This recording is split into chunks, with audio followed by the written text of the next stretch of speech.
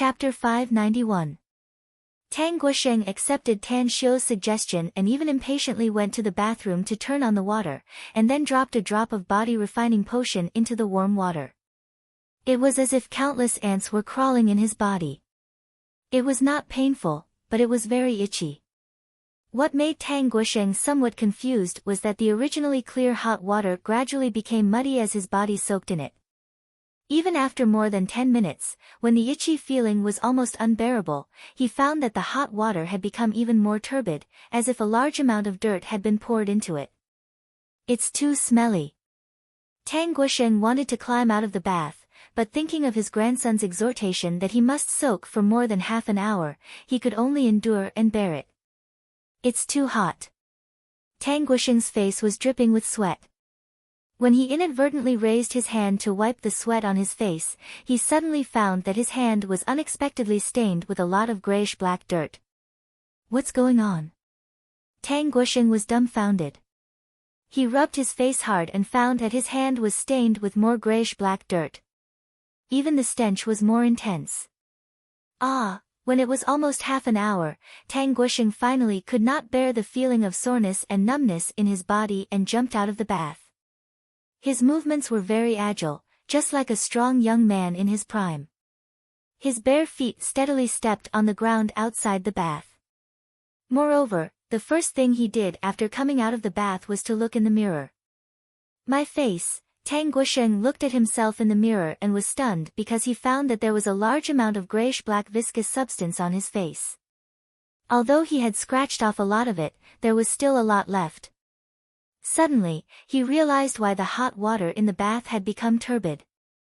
It should be because of something on his body. Tan Xiu, with a cigarette in the corner of his mouth, was comfortably sitting on the recliner in the courtyard. Beside him was a fragrant tea with smoke curling up from it. It was personally brewed by his grandmother, Qin Changyue. Xiu, your grandfather is really strange today. Before he went out in the morning, I remember that he had already taken a bath. Usually, he would only take a bath at night when he was busy or in the summer. It's such a cold day, why did he think of taking a bath?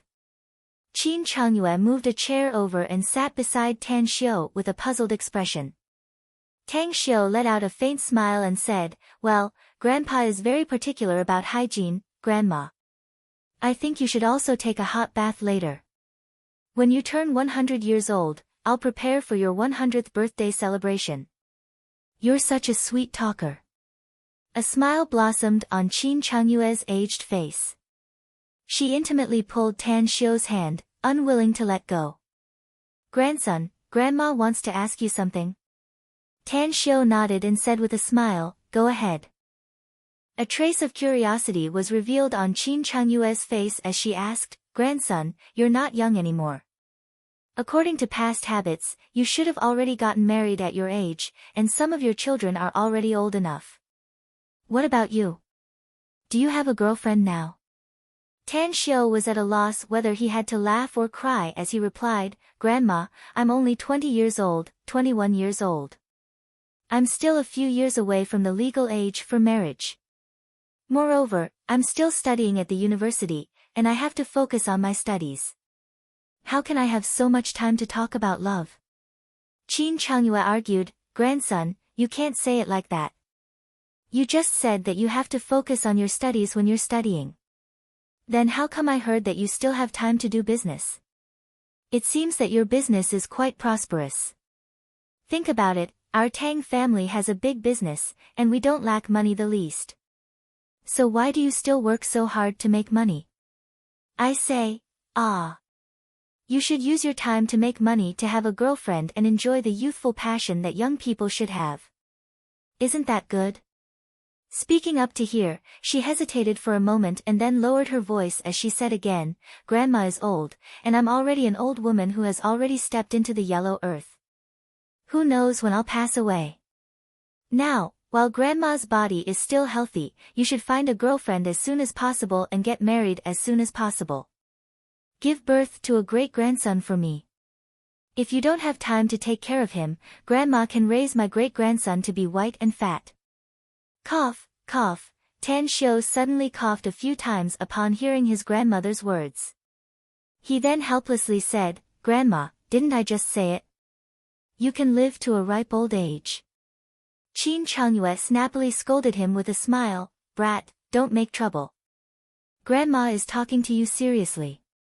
Tan Xiu helplessly said, "All right, all right, all right. I know you're talking about a serious matter. How about this, I'll look around some other day and try to find a girlfriend for you. I'll strive to give birth to a bunch of great-grandchildren for you in a few years. Let me count with my fingers. A regular soccer team has 11 members, and the 10 fingers on my 2 hands are not enough. What should I do?" Qin Changyue was amused by Tan Xiu's words.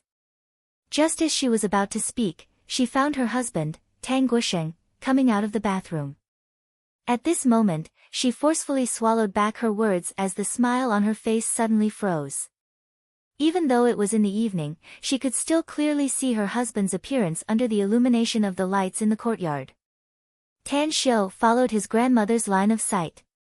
When he saw Tang Guosheng's appearance, he immediately jumped up from the rocking chair and broke free from Qin Changyue's hand. He dashed to Tang Guosheng's front and circled him several times before sighing, "The effect is really remarkable. Grandpa, I advise you not to go out in the next few days. Otherwise, many people won't be able to recognize you." After Tang Guosheng had just washed his body and looked at himself in the mirror, he was startled by his reflection. Originally, his face was full of wrinkles and even had a few age spots. But his reflection in the mirror had fewer wrinkles and the age spots had also disappeared. The most important thing was that he seemed to have become 10 years younger all of a sudden. Moreover, there was another thing that made him blush. His little brother, which he hadn't felt for many years, actually had a faint sign of raising its head. After being aware of this situation, he awkwardly stayed in front of the mirror for a long time and didn't say a word. Tang Guosheng looked at Tan Xiu with a bit of excitement and said, "Xiu, this body refining potion is really miraculous. Although it's hard to bear when I'm taking a bath, the effect is simply amazing. I feel that my strength has increased a lot. Even if my fist can't kill a cow, it should be no problem for me to kill a little sheep, right? Ha ha ha. After some time, when my strength becomes stronger and I can get more cultivation resources, I'll help you refine a medicinal pill. At that time, even if it can't make you younger, it won't be a problem for you to live for 8 to 10 years. Tan Xiu said with a smile. A medicinal pill that can increase one's lifespan? Tang Guosheng stared blankly for a moment before his expression drastically changed and he asked excitedly.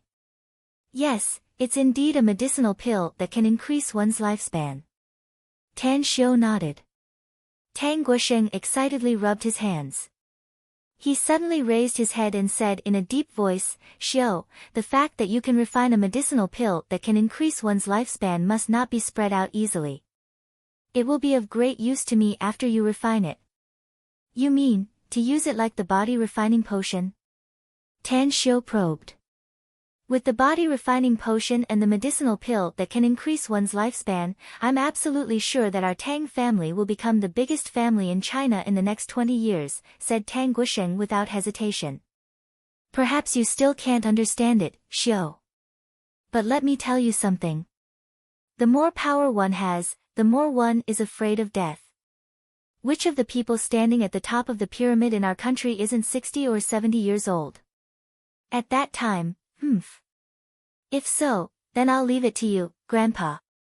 Tan Xiu clapped his hands and said with a smile. "Medicinal pills are not a problem, though it's unlikely in the near future. But I'll definitely give you a batch after the new year." Tang Guosheng heavily nodded. The way he looked at Tan Xiu was as though he was looking at the most precious treasure in the world. Qin Changyue's eyes brightened as she listened to the conversation between the two of them. After asking for the specific reason, she hurriedly took the body-tempering potion and entered the bathroom. When she came out again, it was as if she had become a different person. It was as if she had suddenly become 10 years younger. Even her head of white hair had turned black. On this night, for Tang Guosheng and Qin Changyue, it was as though they were reborn. Their feelings for Tan Xiu had also reached the limit due to the changes in their bodies. For them, the most important person in the world was probably this grandson. Early the next morning, Tan Xiu, who had just returned from his morning exercise, saw several nannies gathering and whispering. With his keen hearing, he knew that they were talking about the changes in his grandfather and grandmother's appearance. He immediately felt happy inwardly. He really wanted to see how the other members of the Tang family would react when they saw his grandfather and grandmother. Sure enough, most of the members of the Tang family who had received Tang Guosheng's call came in a hurry. When they saw the changes of the old man and old lady, each and every one of them stared with their eyes wide open and their jaws almost dropped. The third grandfather, Tang Guoshou, couldn't wait to ask for 2 drops of body refining potion and hurriedly went back to take a bath. At noon, Tan Xiu came to the Kanda Club according to the address given by Chu Yi. At the heavily guarded entrance of the Kanda Club, 8 security guards in black uniforms stopped Tan Xiu outside. "I'm sorry, we can't let you in unless you can take out your membership card," said a middle-aged security guard with a serious face. "My name is Tan Xiu. I just talked to Chu Yi on the phone. Didn't he tell you to let me in directly after I came?" Tan Xiu said. "Tan Xiu." The middle-aged man was stunned. Suddenly, his complexion greatly changed. The solemn expression on his face disappeared in an instant and was replaced by a bit of caution. He asked, "Are you Tan Xiu of the Tang family?" "That's right." Tan Xiu nodded. The middle-aged man immediately became very respectful, and there was even a bit of worship in his eyes. He said respectfully, "Young Master Tang, although young Master Chu didn't order us, our boss personally ordered us to invite you in as soon as you arrived. Our boss is now waiting for you in the leisure hall in Zone A. Who's your boss?" Tan Xiu was confused. "I'm really sorry. Quiet Night has to go to Japan tomorrow to participate in a salon that will sweep Dongjing. So, Quiet Night can only maintain a minimum of 2 chapters a day for the next week. I'll try my best to break through after I come back from Japan." Chapter 592. After returning from the immortal world, Tan Xiu was very indifferent to his feelings. Although having sex was a matter of course, he was particularly cautious in this regard. It wasn't that he didn't want to have sex, but the pain of the past had yet to be completely healed. Nowadays, there were a lot of outstanding girls around him, many of whom he had a good impression of. But before the scar in his heart was healed, he didn't want to repeat the same mistake again. He couldn't bear a trace of emotional betrayal. He and Mu Weining were only a fake couple in name, whether it was a freak accident or a fool's errand. Perhaps Mu Weining's problem would be known by her family, but he believed that this problem could be solved as long as he explained it well. Facing these strange faces in front of him, he didn't bother to explain again. He casually said some perfunctory words and then pulled Bai Tao to leave the bowling alley. "Brother Tan Xiu, shouldn't you be happy to have such a stunning beauty like Mu Weining as your girlfriend? Why do I find that you're depressed?" Bai Tao finally noticed Tan Xiu's strange expression and asked in a low voice while walking. "It's nothing." Tan Xiu shook his head and said, "I just didn't expect that big sis Tang Ying would take Mu Weining to see my grandmother. Anyways, let's not talk about this anymore. You seem to be very interested in that fierce female coach of the swimming pool. Your eyes were shining when Qin Xiaoyang talked about it." Bai Tao stared blankly for a moment before an awkward expression appeared on his face. He forced a smile and said, "I'm afraid that everyone in the imperial capital knows that I'm interested in Guo Tiantian. It's a pity that King Xiang is interested in her, but the goddess is heartless. Guo Tiantian's eyes are on top of her head. She doesn't like me at all." "You chased her?" asked Tan Xiu with a smile. "Not only did I chase her, but I also used all kinds of martial arts, yet I couldn't even win the smile of that beauty." Bai Tao nodded. "It can't be, right?" Tan Xiu was surprised. "You're already very good. Does she already have someone in her heart?" Absolutely not, said Bai Tao seriously. I've investigated Guo Tiantian's social circle and family background. She doesn't associate with other men at all. Other than a few close friends, she usually squats in her mastiff's yard and doesn't step out of the door. Tan Xiu asked curiously, don't tell me she likes women. Bai Tao rolled his eyes and said snappily, it's even more impossible for her to like women. I've already bribed her best friends, so I can prove that her sexual orientation is normal. Tan Xiu smiled and said, since you figured it out, don't be discouraged. If he couldn't catch up once, he couldn't catch up twice. If he couldn't catch up twice, he couldn't catch up 10 times. 1 year was not enough to catch up with him in 2 years, and 2 years was not enough to catch up with him in 10 years. You have to believe in this saying, as long as you work hard enough, you can grind a pestle into a needle. Bai Tao's eyes lit up as he nodded and exclaimed in admiration, Brother Tan Xiu, your ability to pick up chicks is absolutely unprecedented and will never be surpassed in the future. I believe in you. Strong your sister. Tan Xiu cursed in his heart. Suddenly, Bai Tao curiously asked, I want to know something. Since Mu Weining has become your girlfriend, what about Ouyang Lulu? She loves you to the point that she's hovering between life and death. She almost emptied her family's assets from Jingmen Island just to run to Shanghai to be closer to you. You won't abandon her, will you? I say, Bai Tao, can't we talk about other things besides women? Tan Xiu said helplessly. Do you still want to see the lover of your dreams?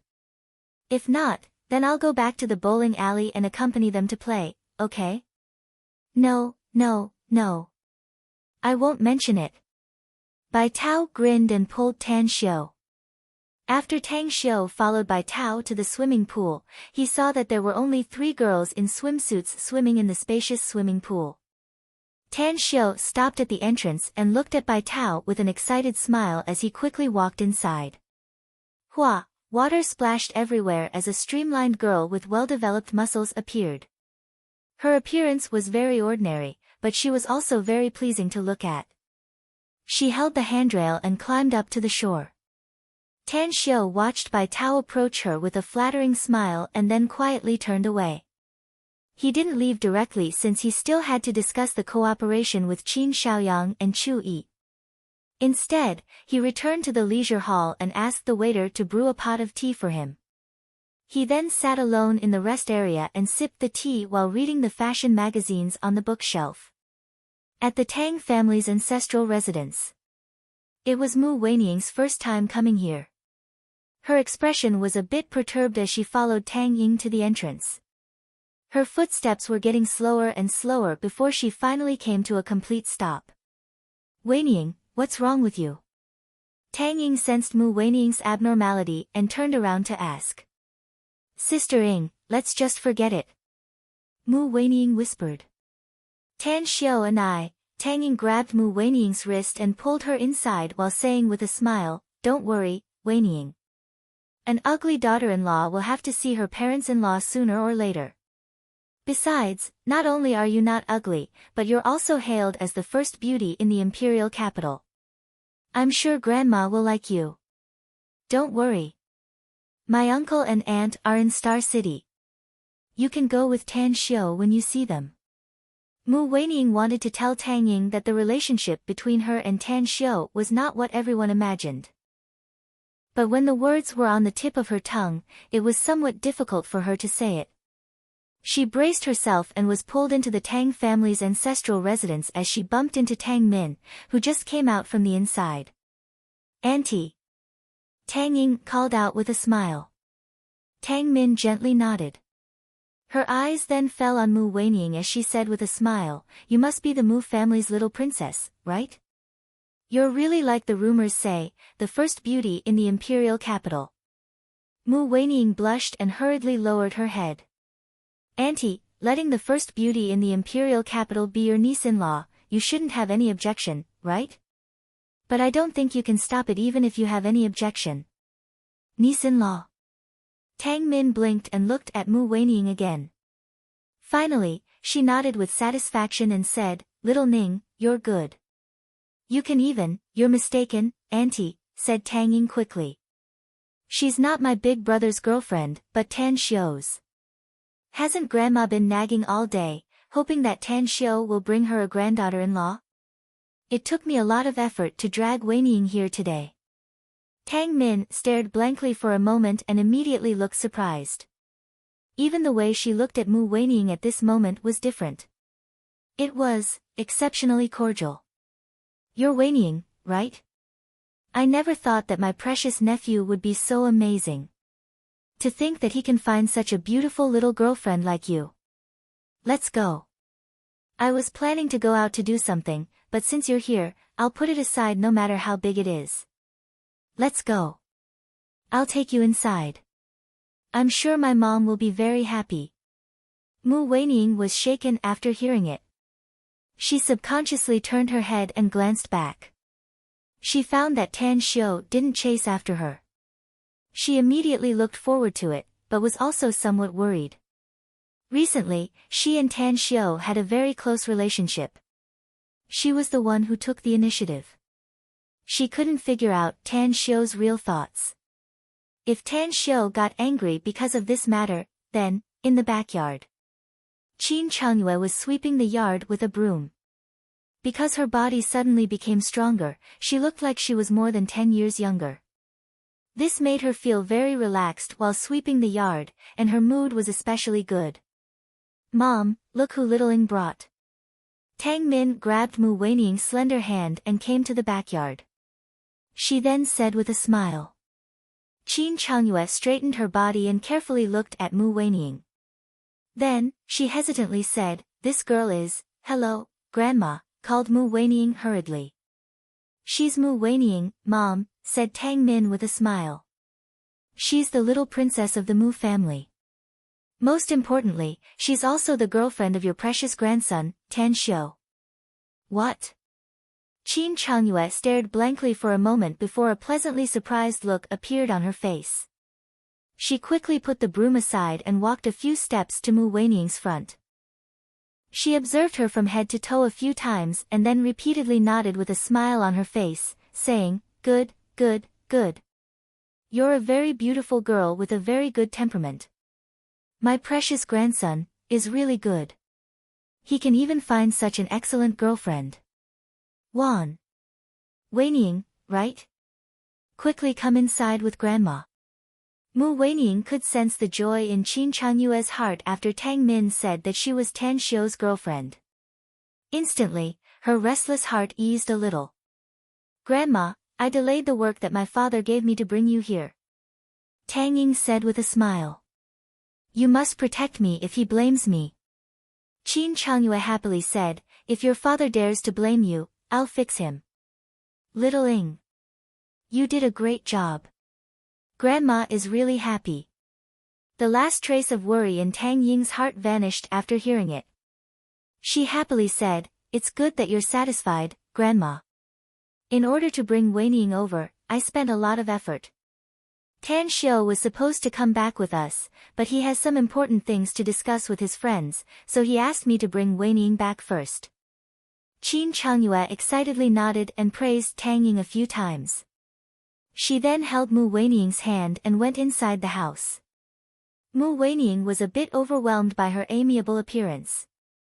Tang Min was also greatly infected by her mother's happy expression. It was said that 3 women were like a drama. The 3 generations of the Tang family and Mu Weining got along with each other with their greatest enthusiasm, which made Mu Weining feel a bit guilty. After tangling in her heart for a long time, Mu Weining finally took advantage of the time when Tang Min and Tang Ying went out. She didn't answer Qin Changyue's inquiry about her family for the time being and instead said with an apologetic expression, "Grandma, big sis Tang Ying and I are actually not Tan Xiu's boyfriend and girlfriend." "What?" The smile on Qin Changyue's face froze and her eyes turned a bit sluggish. "As a matter of fact, Tang Xiu and I aren't really a couple," said Mu Weining quickly. "We pretended to be a couple in front of outsiders because Tang Xiu wanted to help me and prevent other boys from harassing me. I'm really sorry, Grandma. I didn't mean it." Big sis Tang Ying misunderstood me and Auntie Tang was so enthusiastic, so I. Qin Changyue finally came back to her senses. After hesitating for a moment, she squinted her eyes and asked, "Then tell me, do you like our family's show?" Chapter 593. Facing Qin Changyue's inquiry, Mu Weining was flustered. Not only did she like Tan Xiu, but it was also not an exaggeration to say that she loved him. Yet, she wanted to confide her heart to Tan Xiu's grandmother. Her inner modesty made her embarrassed and blushed.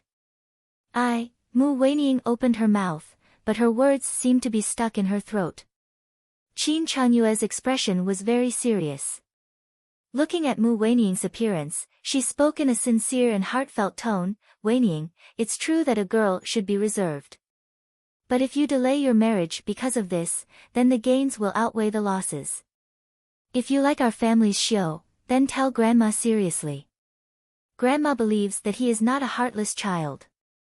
Mu Weining recalled that Tan Xiu had so many confidants and competitors. Suddenly, courage rose inside her heart as she gently nodded and said, "I like him." Qin Changyue's serious expression melted as a smile climbed up on her obviously younger face. She pulled Mu Weining's hand and said with satisfaction, "It's good that you like him. Grandma will give you justice. If that stinky brat dares to bully you, I won't spare him." Mu Weining was somewhat moved inside, but she still said, "Thank you, Grandma. But I don't want to force Tan Xiu and me. He's still a freshman, and it's still too early. We'll get along slowly, and I'll fight for it with my own efforts. Grandma, don't give him pressure." Qin Changyue's eyes lit up. Mu Weining's words made her have a whole new level of respect for this girl. She nodded and said with a smile, "Don't worry. Grandma won't give him pressure, but Grandma can't just stand by and watch. Grandma knows what to do." In the evening, Tan Xiu returned to the Tang family's ancestral residence. What he didn't expect was that almost all of his family's members in the imperial capital were present. Even his first uncle, Tang Yunpeng, who happened to return to the imperial capital for a meeting, wore a smile as he sat on the sofa in the hall. "You guys are..." Tan Xiu looked at Mu Weining, who had hurriedly stood up from the sofa in a panic, and then looked at the dozens of smiling relatives. The bad feeling in his heart grew stronger. A smile blossomed on Qin Changyue's face. She waved her hand toward Tan Xiu and said, "Good grandson, come to Grandma." Tan Xiu walked over and asked, "Grandma, did something happen at home? Why are so many people here today?" Qin Changyue said with a smile, "My good grandson, Grandma heard that you exposed that Weining is your girlfriend in that club today." "Me?" Although Tan Xiu had guessed that everyone was here because of Mu Weining, he was not the one who exposed himself. It was clear that Mu Weining was the one who called him that, which caused everyone to misunderstand. He wanted to explain, but he was afraid that Mu Weining would feel awkward, so he said with a wry smile, "Grandma, there's no need to hold a meeting with great fanfare regarding the emotional issues of us juniors, right?" Qin Changyue said, "Silly child, we as the elders must pay attention to the emotional issues of the juniors. What kind of wife you will marry in the future is related to the face of our Tang family. Weining is a very good child, very outstanding. Grandma likes her, and everyone is also satisfied with her. I'll go to hell." Tan Xiu cursed inwardly. Qin Changyue said, "Xiu, Grandma wouldn't have called everyone here if your relationship had not been exposed. But your relationship has been known by others. I believe it won't take long for the entire circle in the imperial capital to know that Weining is your girlfriend. Even if you don't think for yourself, you have to think for Weining, right? She's a girl's innocence, and it's in your hands." Tan Xiu forced a smile and said, "Grandma, isn't what you said too exaggerated? How is this related to her innocence?" Qin Changyue said with all seriousness, "You can't say it like that, Xiu.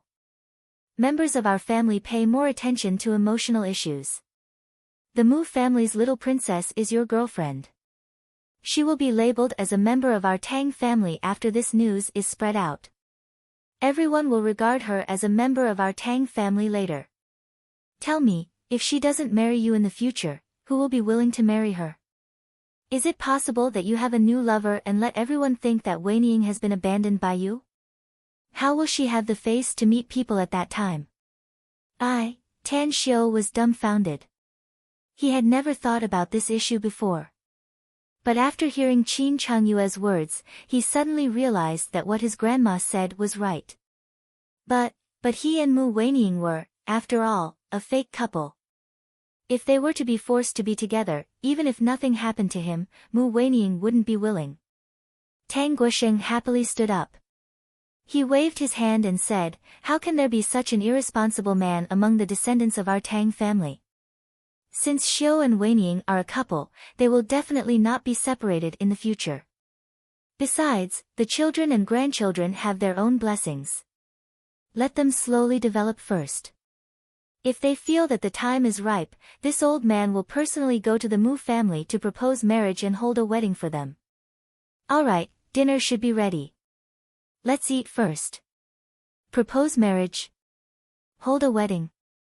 Cold sweat flowed out of Tan Xiu's body. He looked at Mu Weining's blushing face and bowing her head without saying anything. He felt very embarrassed inside if he didn't care about Mu Weining's face. He really wanted to loudly tell everyone that they were a fake couple. Dinner. The meal was very sumptuous, but Tan Xiu didn't have any taste. On the contrary, Mu Weining, who had become a distinguished guest of the family, ate a lot under everyone's care. Even Tang Ying, who was also at the dinner table, felt sour inside. She raised her head from time to time and rolled her eyes at Tan Xiu. "It's none of my business. It's all your fault." Tan Xiu occasionally glared back and suppressed his temper to finish dinner. Seeing that his grandmother still wanted to chat with Mu Weining, he hurriedly excused that Mu Weining still had something to do tonight and hurriedly left the Tang family's ancestral residence with her. Phew! The moment they stepped out of the ancestral residence, Tan Xiu heaved a heavy sigh of relief. "I'm sorry." Mu Weining lowered her head and said softly with a complicated expression. Tan Xiu looked at her and secretly sighed inwardly. He simply couldn't bring himself to blame Mu Weining.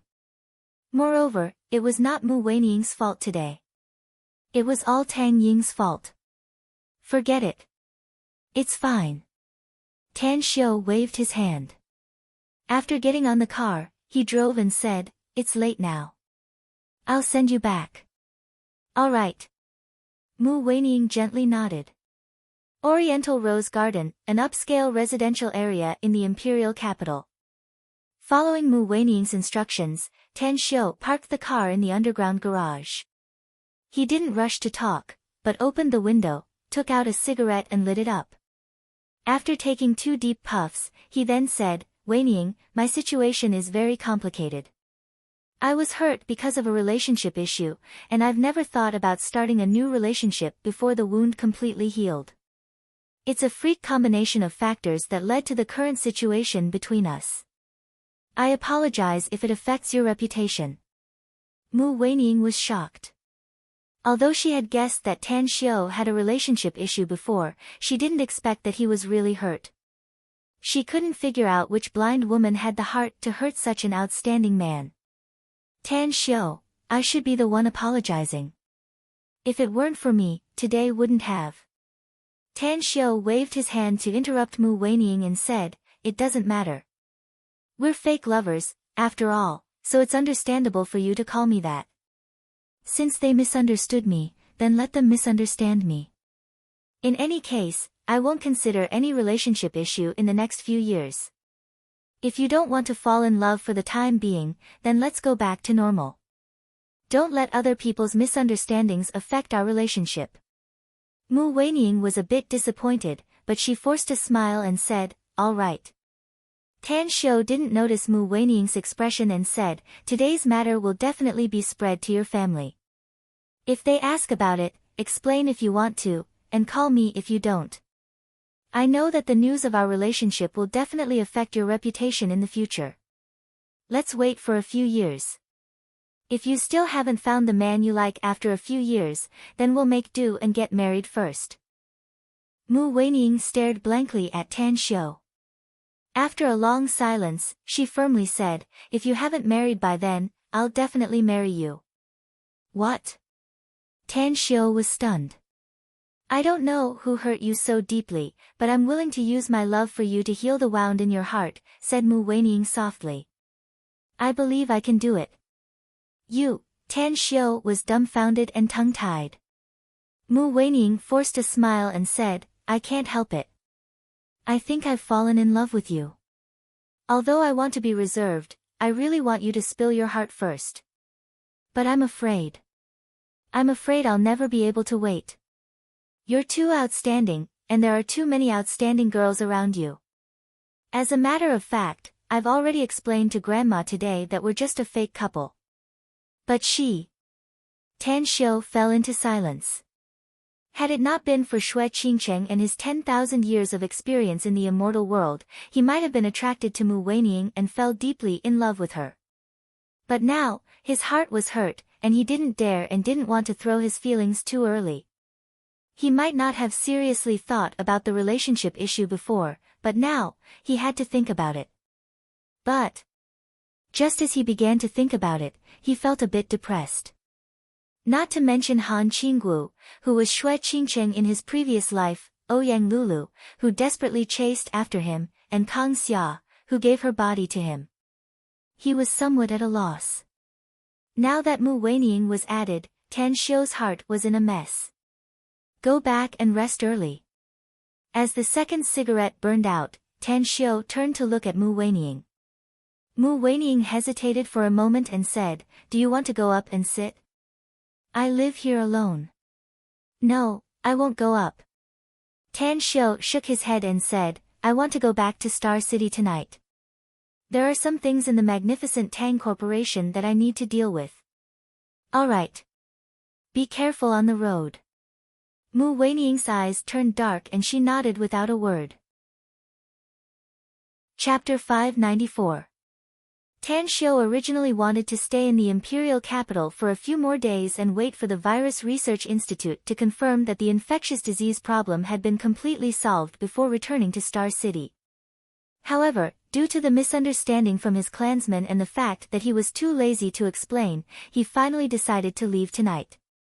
After making a few phone calls, Tan Xiu drove back to Star City overnight. What made him speechless was that just as he arrived at Southgate Town, he found that his parents had yet to rest and were chatting in the living room in pajamas. Son, you're in love. It was 2:00 in the morning, yet Su Lingyun didn't have the slightest sleepiness as she greeted him with a face full of joy. Scratching the back of his head, Tan Xiu said with a helpless expression, isn't this news spreading too fast? Mom, Mu Weining and I are only nominal boyfriend and girlfriend, a fake couple. There are too many boys pursuing her, and there are also a lot of girls pursuing your son. Therefore, the two of us came up with a plan to pretend to be a couple to block those pursuers. Fake couple. Su Lingyun and Tang Yunda were confused by the news. The couple didn't sleep in the middle of the night because they knew that their son had come back from the imperial capital. They were looking forward to the news, but they didn't expect that they would get such fake news. In a flash, Su Lingyun was like a deflated balloon as she sat back on the sofa listlessly. She yawned and said, Son, I heard that the girl named Mu Weining is a good girl. If you work hard, it's possible to turn fake into real.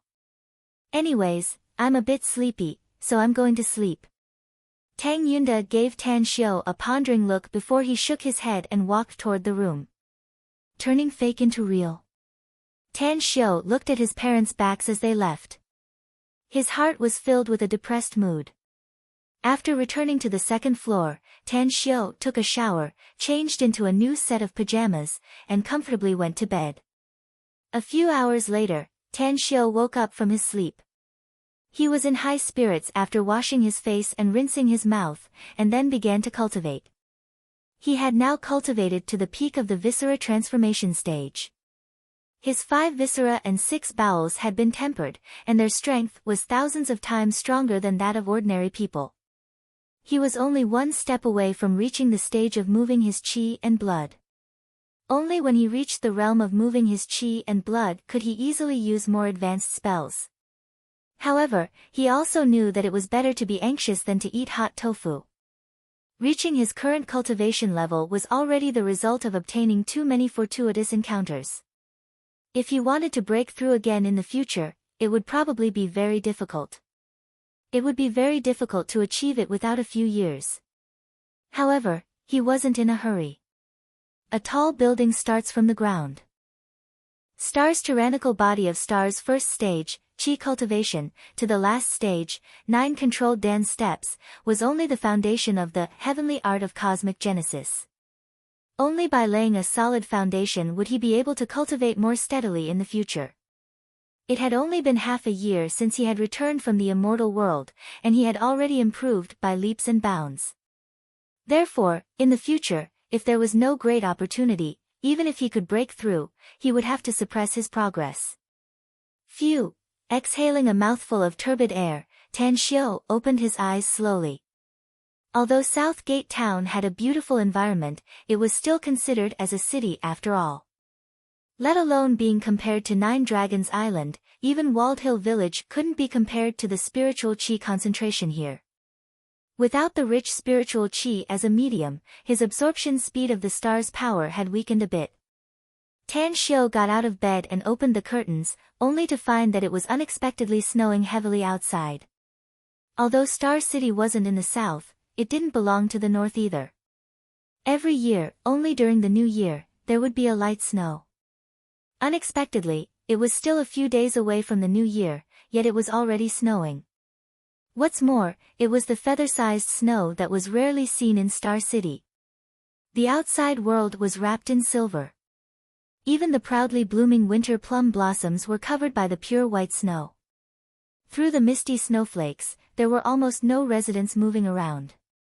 Only a lot of security guards and property management personnel were sweeping the snow on the concrete road of the villa complex. Long Shuiao. Tan Xiu's eyes stayed on the tall girl. He suddenly remembered that he had promised to treat her to a meal to express his gratitude for helping him get his driver's license. But it had been a long time, and he still hadn't fulfilled his promise. A few minutes later, Tan Xiu neatly dressed himself. In order to not attract attention, he wore a down jacket that his mother had bought for him, and then walked outside. Back in the immortal world, Tan Xiu had seen the world of ice and snow, so he didn't care about this feather-sized snow. After greeting a lot of familiar security guards, Tan Xiu came in front of Long Shuiao. He looked at her shoveling the snow and said with a smile, "Let me help you." Long Shuiao straightened her head. When she saw Tan Xiu, she immediately said with a smile, "Mr. Tang, you're a busy man. I haven't seen you for a long time. Did you just come back from college?" Tan Xiu took the shovel in her hand and nodded with a smile, "I just returned to Star City last night. I didn't expect to find heavy snow today." Long Shuiao said with a smile, "It's really a coincidence that you came back. If the snow had blocked the road, I'm afraid it wouldn't have been easy for you to come back." "Indeed," Tan Xiu said with a smile. "Ah, that's right. Do you have time at noon? I'll treat you to a meal." Long Shuiao stared blankly for a moment before she immediately laughed and said, "Why did you suddenly think of treating me to a meal?" While shoveling the snow, Tan Xiu said, "About the driver's license issue, I said I would treat you to a meal. But it was delayed because of some things. It just so happens that I received a call from Long Zhenyu on the way back yesterday. He learned that I was coming back and called me to have a meal. Let's go together." Long Shuiao shook her head and said with a shallow smile, "Don't worry about the driver's license issue. The reason why it went so smoothly was not all my credit. I won't join in the fun since you men are having a party. I have other things to do at noon, so I'm afraid I can't get away."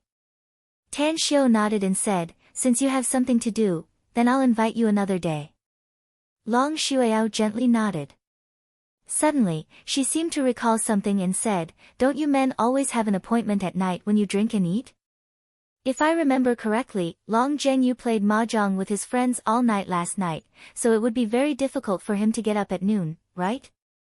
How do you know he played mahjong all night? Tan Xiu was surprised. Have you forgotten what our relationship is? Long Shuiao said with a smile.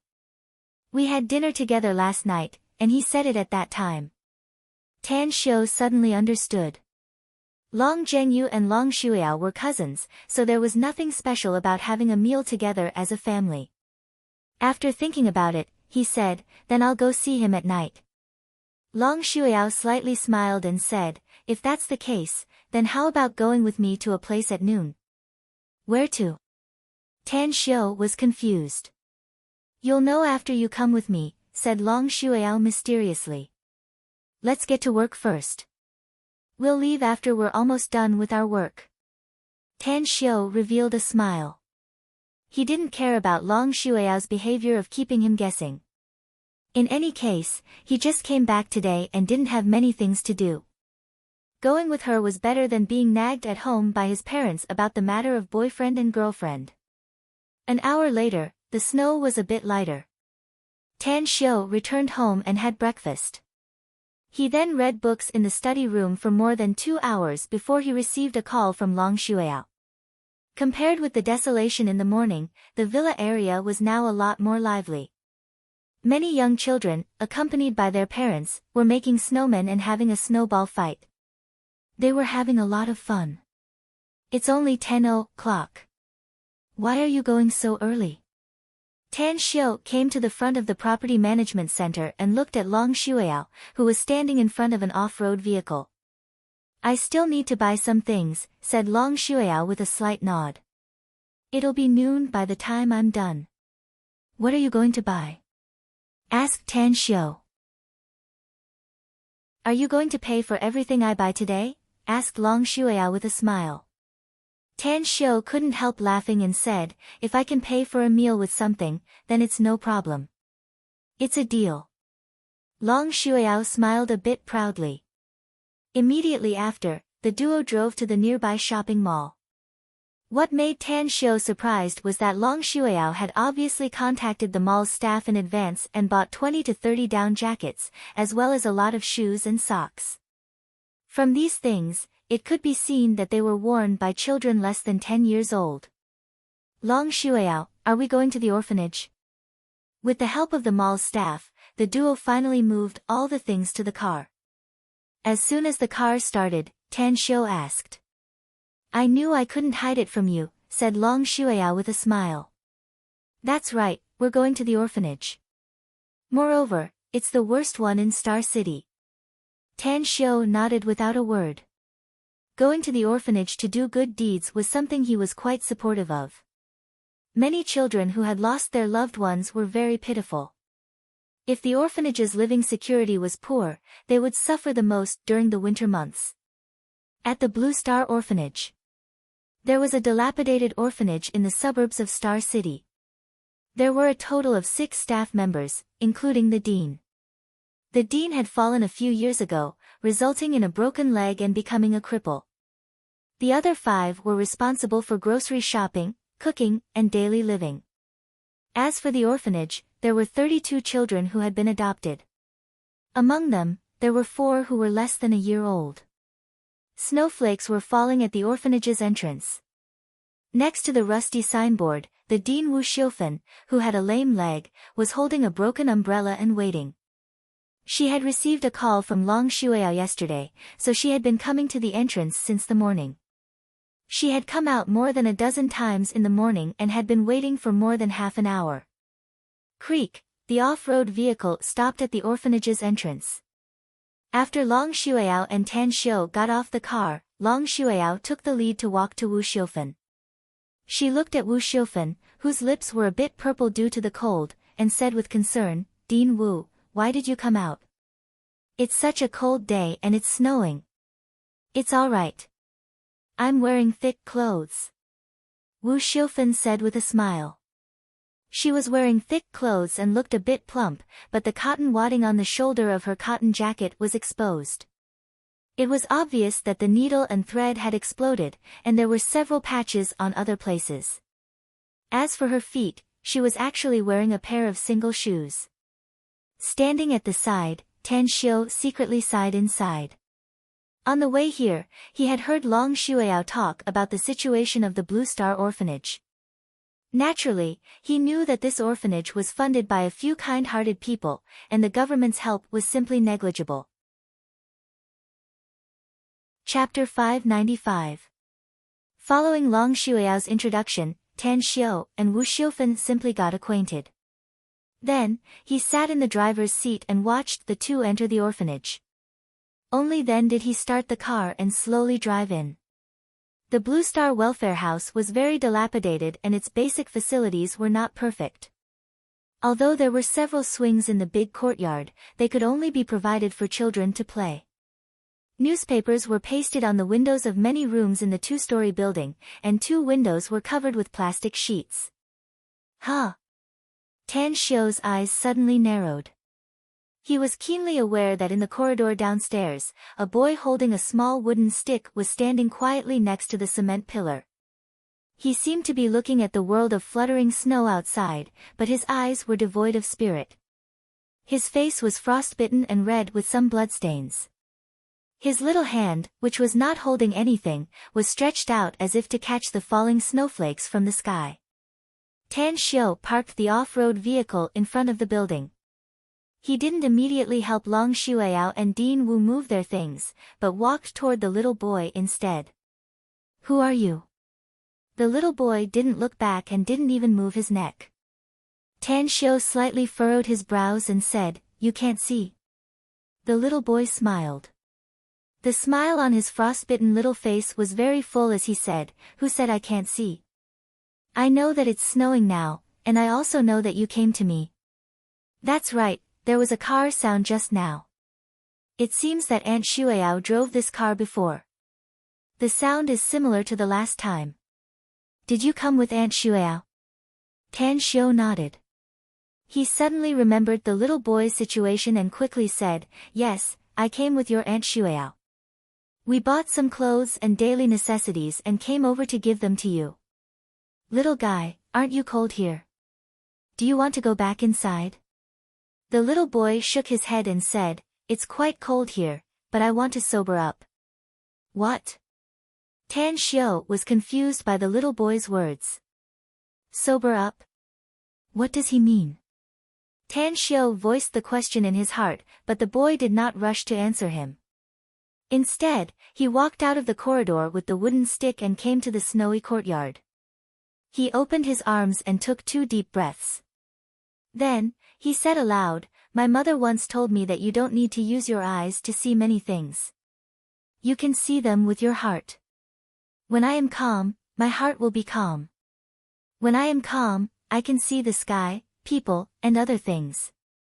Just like this snow, if others can see it, I can also see it."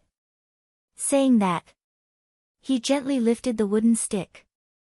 Although his hand was trembling in the cold weather, the other end of the stick was very stable. This unscientific behavior made Tan Xiu's pupils suddenly contract. He clearly saw the little boy use the tip of the wooden stick to easily catch the biggest snowflake in front of him. That's right. It was the biggest. Tan Xiu's eyesight was sharp, and he could tell with a glance. "What's your name?" The boy said, "You can call me Little Blind." "That's what they call me." Tan Xiu was silent for a moment, and then asked again, "How old are you?" The little boy thought about it and said, "I should be 15 years old, right?" "That's right. I was blinded when I was 8 years old. After living in this orphanage for 7 years, I'm 15 years old now." 15 years old? Are you kidding me? Tan Xiu looked at the little boy who looked like he was 7 or 8 years old. It was hard to imagine that he was already 15 years old. In an instant, Tan Xiu appeared in front of the little boy. When the little boy's ears twitched, he reached out and grabbed his wrist. Blood in the veins? Qi in the bones? Tan Xiu looked at the little boy in front of him in disbelief, and his heart beat faster. He had seen countless races and encountered countless kinds of special physiques, but he had never encountered a situation like this boy's. However, he had seen records in ancient books: the blood in the veins will not die, and the chi in the bones will not die. It was rare to meet in billions of years, and it was an ice body. A boy with an ice body. According to the records that Tan Xiu saw, the ice body only appeared on girls. Now, it actually appeared on a boy's body. This strange situation left him at a loss. "Uncle, are you on fire?" Little Blind suddenly asked. Tan Xiu's lips squirmed a few times before he asked, "Why do you ask?" Little Blind said, "Your body is very warm, just like when I was near the fire. It's very comfortable. It feels like the sound of the blood flowing in my veins is louder than usual." Tan Xiu was shocked. "You can hear the sound of your blood flowing in your veins?" Little Blind said with a smile, "Yes. Not only could I hear the blood rushing through my veins, but I could also hear the grinding of my bones. By the way, what I can hear the most is the sound of my heart beating. It's like a drum. Sometimes, it's so loud that I can't sleep well." Suddenly, he seemed to recall something and the smile on his face receded like a tide. His expression turned a bit sad as he shook his head and said, "Uncle, you shouldn't believe me, because they don't believe me. Even the Dean and Grandma Wu don't believe me." Tan Xiu looked at Little Blind with a complicated expression. Countless thoughts were churning inside his mind. After a long while, Long Shuiao's shout came from the distant corridor. He looked at Little Blind and said, if I'm willing to adopt you and take you away from here, would you like to go with me?" "Why do you want to adopt me?" Little Blind asked back. "It's not because you're pitiful.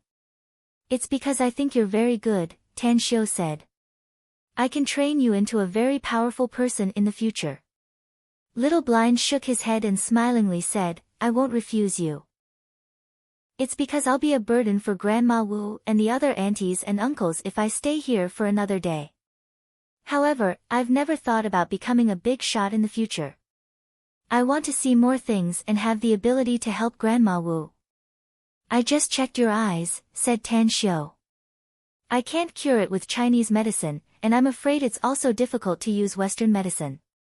But if you really come with me, I guarantee that you'll be able to see things in the future. Not with your eyes, but with your heart. Do you know? I'm actually the same as you. I can see a lot of things even if I close my eyes." "Really?" Little Blind was surprised. "It's true." Tan Xiu nodded. "My current ability is limited. I can only see a range of 300 to 400 meters if I close my eyes. I can't see anything further than that. However, I believe that I'll be able to see further once I become stronger. Perhaps one day, with just a single thought, you'll be able to see the scene thousands of miles away." "Are you talking about the heavenly eye, Uncle?" asked Little Blind curiously. "You know about the heavenly eye?" Tan Xiu was confused. "Grandma Wu once told me that monks can open their heavenly eye," said Little Blind with a smile. "That's right. I've seen Erlang Shen in the Journey to the West on TV. He can open his heavenly eye, the third eye." Tan Xiu couldn't help laughing. He didn't explain but directly picked him up. While walking inside, he smilingly said, "I can make you see more and further than opening your heavenly eye in the future. Uncle, don't look at me just because I'm young. I'm already 15 years old. You don't have to coax me with such childish words." "Ah. I can smell Auntie Shuiao's scent. She's right in front of me." Long Shuiao indeed appeared in front of Tan Xiu and Little Blind. Her eyes were a bit complicated, with sympathy, pity, and a bit of worry. She raised her hand and gently stroked Little Blind's head, saying, "Little Henin, are you being disobedient again? It's such a cold day and everyone else is warm inside. Why did you come out? Look at your little face. It's frozen." "Auntie Shuiao." Little Blind laughed. "I'll get frostbite, but I won't get sick. Did you forget that I slept in the snow for a night and didn't get sick the next day? You little guy, you're getting more and more disobedient, said Long Shuiao snappily. Auntie Shuiao won't come to see you anymore if you dare to run out again. Little Blind pointed to Tan Xiao and said, Auntie Shuiao, this uncle said he wants to adopt me. Long Shuiao stared blankly and quickly looked at Tan Xiao with an inquiring look. He and I hit it off very well and I like him very much, said Tan Xiao. Since he'll become a burden for everyone in the orphanage, then let me take him away. Also, I'll donate 2 million yuan to the Blue Star Orphanage. I'll find a construction team to help the orphanage repair the houses and buy a batch of daily necessities, desks, chairs, and books at the beginning of next spring. Also, I'll find a way to find some teachers to come and teach these children. Really? Long Shuiao was pleasantly surprised. A monarch never goes back on his words, said Tan Xiao. Pfft, Long Shuiao couldn't help but laugh and said with a smile, do you really think you're an emperor? But I'll remember your words. If you don't do it, I'll ridicule you when I see you in the future. Tan Xiao let out a faint smile. He felt that he should do more. Suddenly, a bright smiling face appeared in his mind. Tian Xiameng. After putting Little Blind down, Tan Xiao took out his mobile and dialed the number of Li Hongji, the president of Star City Chinese Medical Hospital. After his call was connected, he directly said, President Li, during the National Day holiday, when I was giving medical services in Star City Chinese Medical Hospital, a girl secretly uploaded a video of me giving medical services to the internet. Her name is Tian Xiaomeng, and she seems to be a network anchor. Can you help me find out how to contact her? No problem. Just wait for my good news, said Li Hongji with a smile. That's right, you should have returned to Star City, right? When will you come to the hospital again? In a few days, said Tan Xiao. But don't disclose the news that I'm going to give medical services, lest the situation during the National Day occurs again. All right. Li Hongji readily agreed. After hanging up the phone, Tang Xiu looked at President Wu, who was limping out of the room again. He knew what he had to do. Although he couldn't do much, he was willing to do what he could as long as it was within his ability. Chapter 596. The disabled had extraordinary willpower in certain aspects, which was the most suitable word to describe it, a disabled body with a strong will. Through his contact with Little Blind, Tan Xiu found that the darkness in front of him did not wear down his willpower. Instead, it made him adapt to the darkness.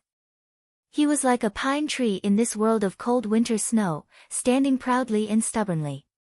President Wu, I want to adopt this child. Tan Xiu greeted her and spoke straightforwardly.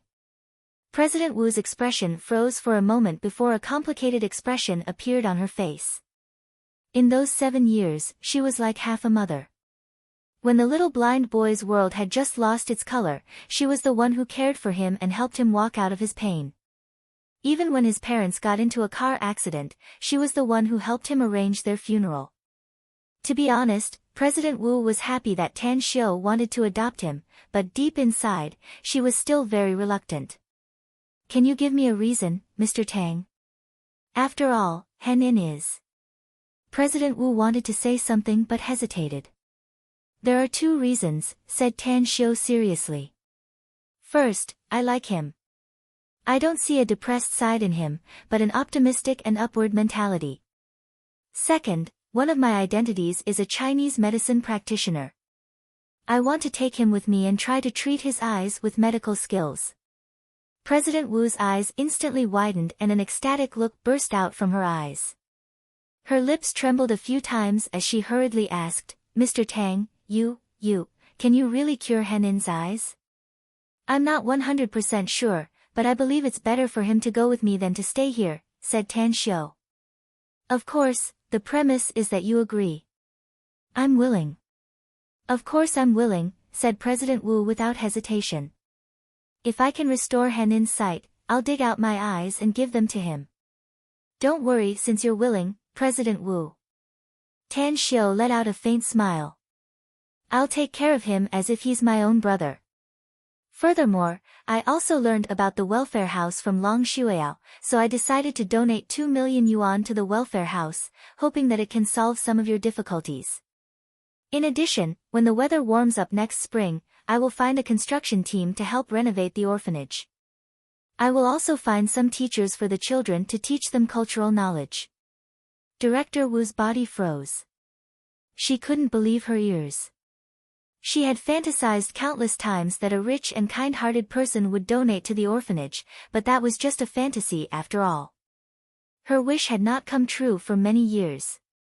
Fortunately, there were warm-hearted children like Long Shuiao who would often send some money, clothes, and daily necessities. 2 million. If the orphanage had 2 million, the living conditions of the children would definitely be greatly improved.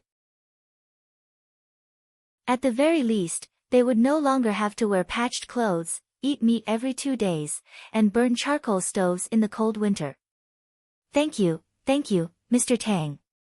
Director Wu wiped the tears from the corner of his eyes and bent down with the help of his walking stick. Tan Xiu hurriedly supported her and said, Dean Wu, there was a time when there was a great flood. The phrase I heard the most was, when one side is in trouble, help comes from all sides. What I have done is within my power to do. You don't need to thank me. It's just a token of my appreciation for the children here. It was a snowy day in the 12th lunar month, yet Director Wu's heart was warm. Tan Xiu's words touched her heart. Just when she called Tan Xiu and Long Shuiao to go to the house, Tan Xiu received a call from Li Hongji and gave Tan Xiu Tian Xiaomeng's cell number. Long Shuiao, you go to the house with Director Wu first. I'll make a phone call. Tan Xiu ordered as he turned around and walked to the side. Star City, Fame Grand Garden District. Wearing cartoon pajamas, Tian Xiaomeng was bored and sitting on the balcony of her home. As the hanging basket constantly swayed, her eyes looked at the falling snowflakes outside with a faint expectation. Ever since she reported on Tan Xiu's matter, she had become a popular anchor on the broadcasting platform. Her die-hard fans alone had more than 100,000, and there were hundreds of thousands of fans in the broadcasting room every day. It could be said that, after that incident, she gained both fame and fortune. However, there were still some disadvantages. For example, she often met fans in real life. Whenever she appeared in public, some fans would ask her for an autograph. Alas, it's not easy to be a star. Even if I want to go out and play in the snow, I'm afraid of attracting attention. Most of the people in this community already know me. Should I discuss with my parents and buy a house somewhere else? Tian Xiaomeng propped up her chin and thought. I'm a star. I'm a big star. The ringtone of her mobile phone suddenly sounded, startling her. She hurriedly picked up the phone and looked at the number displayed on the screen. It was an unfamiliar number from the city. Hello, I'm Tian Xiaomeng. I'm Tan Xiu. Can I ask you for a favor? Tan Xiu. I don't know. You're calling the wrong number. What did you say? What's your name? Tian Xiaomeng just wanted to say that she didn't know. Suddenly, a handsome face appeared in her mind and she immediately exclaimed. Tan Xiu. The voice from the phone came again. Tian Xiaomeng jumped down from the hanging basket. Her eyes sparkled with excitement as she hurriedly asked, Are you the young divine doctor of Star City Chinese Medical Hospital? Divine Dr. Tang. Yes, it's me. Tan Xiu said with a smile. Tian Xiaomeng was so excited that her speech was somewhat incoherent. She said, Divine Dr. Tang, hello. I'm your loyal little fan. You can call me Little Meng Meng. I'm very excited. Am I dreaming? How can I receive a call from my number one idol? Tian Xiaomeng, let's not joke around first. Tan Xiu said with a smile. The reason I called you this time is that I need your help with something. I don't know if you have time now. Tian Xiaomeng suppressed the excitement inside her and immediately said, I have time. Idol, you're looking for me. Even if I don't have time, I still have to squeeze some time. Tell me, what do you want me to do? I'm willing to do it. Actually, it's like this. Tan Xiu said with a smile, I'm now in an orphanage in Star City. The conditions here are very poor and the society rarely pays attention to it. I think you're a live streamer, so I'm wondering if you can come here. It's best if you can do a live broadcast in this orphanage and tell the general public about the situation here. I hope you can get everyone's attention and help. Live broadcast? Orphanage? Tian Xiaomeng blinked her eyes. Ecstasy directly exploded inside her heart. Ever since the live broadcast of Tan Xiu at Star City Chinese Medical Hospital, the number of fans in her live broadcast room had skyrocketed, bringing her fame and fortune. But some of her fans also believed that Tian Xiaomeng's live broadcast had returned to its previous state recently. Many people even called for Divine Dr. Tang to be a guest again. An opportunity. A once-in-a-lifetime opportunity. Tian Xiaomeng took a deep breath to stabilize her mood and said, please wait for a moment, idol. I'll get the address. Also, I'll go out immediately and guarantee to get there as fast as possible. A few minutes later. Tian Xiaomeng hung up the phone and went straight to the study room. She then turned on the computer and entered the live broadcast room. Huh. That's strange. The lady streamer is actually online? Did she change the time of today's live broadcast? Goddess Meng Meng is here. Where are all the Meng Meng fans? There won't be a new theme, right? The last time Goddess Meng Meng suddenly entered the live broadcast room was the live broadcast of Divine Dr. Tan Xiu's program. Is there a surprise? Tian Xiaomeng took a deep breath and looked at the countless messages and tens of thousands of online fans. Then, she said, greetings, dear fans. I suddenly opened the live broadcast room. Many of Meng Meng's diehard fans have asked whether there will be a surprise today and whether there will be a new theme today. Now, Meng Meng will tell everyone that you guessed it right. I received a call from the young Divine Dr. Tan Xiu of Star City Chinese Medical Hospital a few minutes ago. As for the specific reason why Divine Dr. Tang called me, I'll keep you in suspense for now. I hope that Meng Meng fans can call for more fans to come while I'm rushing there. I'm sure you'll be able to see Divine Dr. Tang and perhaps there will be other surprises. I'll withdraw first. See you later. Tian Xiaomeng looked at the countless messages left by her Meng Meng fans. Each and every one of them shouted, excited, and expectant words. She felt warm inside. After exiting the live broadcast room, she immediately packed her things and quickly ran outside. Blue Star Welfare House. After Tan Xiu sent the address and name to Tian Xiaomeng, he went to the president's room on the second floor of the small building.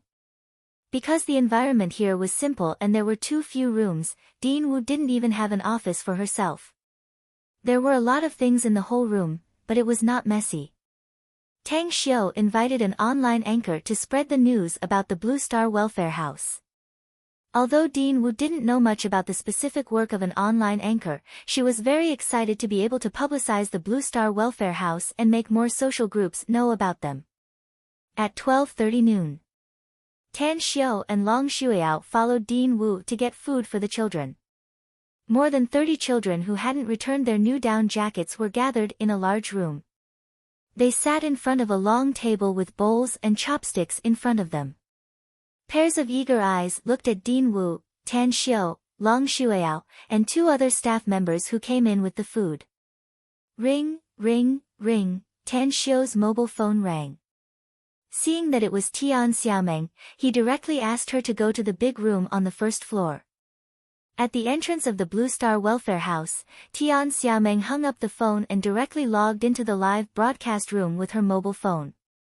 The moment she appeared in the live broadcast room, she looked at the number of fans displayed above. Her eyes suddenly turned as big as a copper bell with disbelief in her eyes. 760,000. 760,000 people are waiting in the live broadcast room? And the number is still increasing. However, when she glanced at the gifts bestowed by the fans, her heart thumped madly. Despite having experienced the live broadcast at Star City Chinese Medical Hospital, she was still scared. I'm not dreaming, am I? Dear children, don't think that you won't give me monthly votes just because I don't ask for them. I'm just updating more than 6,000 words a day, so I'm embarrassed to ask for monthly votes. In fact, I really need monthly votes. Chapter 597. Tian Xiaoming's shocked expression was a bit adorable, causing all the audiences who were waiting for her to drool. Countless comments were made in the comments section due to her expression. Without exception, all of them said that Tian Xiaoming was adorable. Tian Xiaoming rubbed her eyes. Just as she was about to speak, she suddenly found that the number of her fans had changed again. It was more than 761,000 just now, but in just half a minute, the number of her fans had skyrocketed to 770,000. I'm scared. Tian Xiaoming calmed herself down and spoke with a moved expression. Immediately after, she pointed the camera at the entrance of the Blue Star Welfare House and deliberately paused on the plaque at the entrance for a few seconds. Then, she pointed it at herself and said, "Mengmeng's fans, whether you are Mengmeng's hardcore fans or new fans who just came for the first time, Mengmeng wants to tell everyone that today's live broadcast is here. It's a children's welfare house in the suburbs of Star City. Divine Dr. Tan Xiu, told me about this place. Otherwise, I wouldn't have known that there's such a dilapidated and old children's welfare house in Star City. Now, everyone, please follow Mengmeng's footsteps and go inside to see Tan Xiu and the children of this welfare house." After saying that, Tian Xiaoming tried her best to capture the surrounding environment with the camera lens and kept walking inside. She stopped in front of the small building for a few seconds and then walked toward the fourth door on the east side. When she opened the door and saw the situation inside, her footsteps suddenly came to a halt. "Hello, everyone. I'm Tian Xiaoming." Tian Xiaoming's eyes immediately fell on Tan Xiu. She waved and walked over, bowed and said, "Hello, Divine Dr. Tang." Tan Xiu, who was giving steamed buns to the children at the moment, let out a faint smile when he heard her voice. He nodded gently and looked at the mobile phone in her hand, asking with a smile, "Are you doing a live broadcast?" "Yeah, I am." Tian Xiaoming gently nodded. Tan Xiu then smiled at the camera and said, "Hello, everyone. I'm Tan Xiu. Originally, I didn't expect that I would take the initiative to contact Tian Xiaoming today. But after the last conversation, as well as the help she provided to the Star City Chinese Medical Hospital after her live broadcast, the idea of looking for her sprouted in my mind. I would like to thank Tian Xiaoming for coming. Actually, there's only one reason why I invited her here." He hoped that more people would pay attention to the Blue Star Welfare Institute and care for the children here. At the same time, I hope that everyone can pay attention to not just the Blue Star Welfare Institute. There are many poor children's welfare institutes in our country, and there are even more poor children who need help. My personal ability is limited, so I hope that everyone can show their love, care for them, and help them. Thank you all. Finished. Tan Xiu looked away from the camera, nodded at Tian Xiaoming, and continued to distribute the steamed buns to the children who didn't receive them. Tian Xiaoming looked at Tan Xiu in a daze. Her eyes shifted from Tan Xiu to the dilapidated big room where the children had already started eating. It was a very simple meal.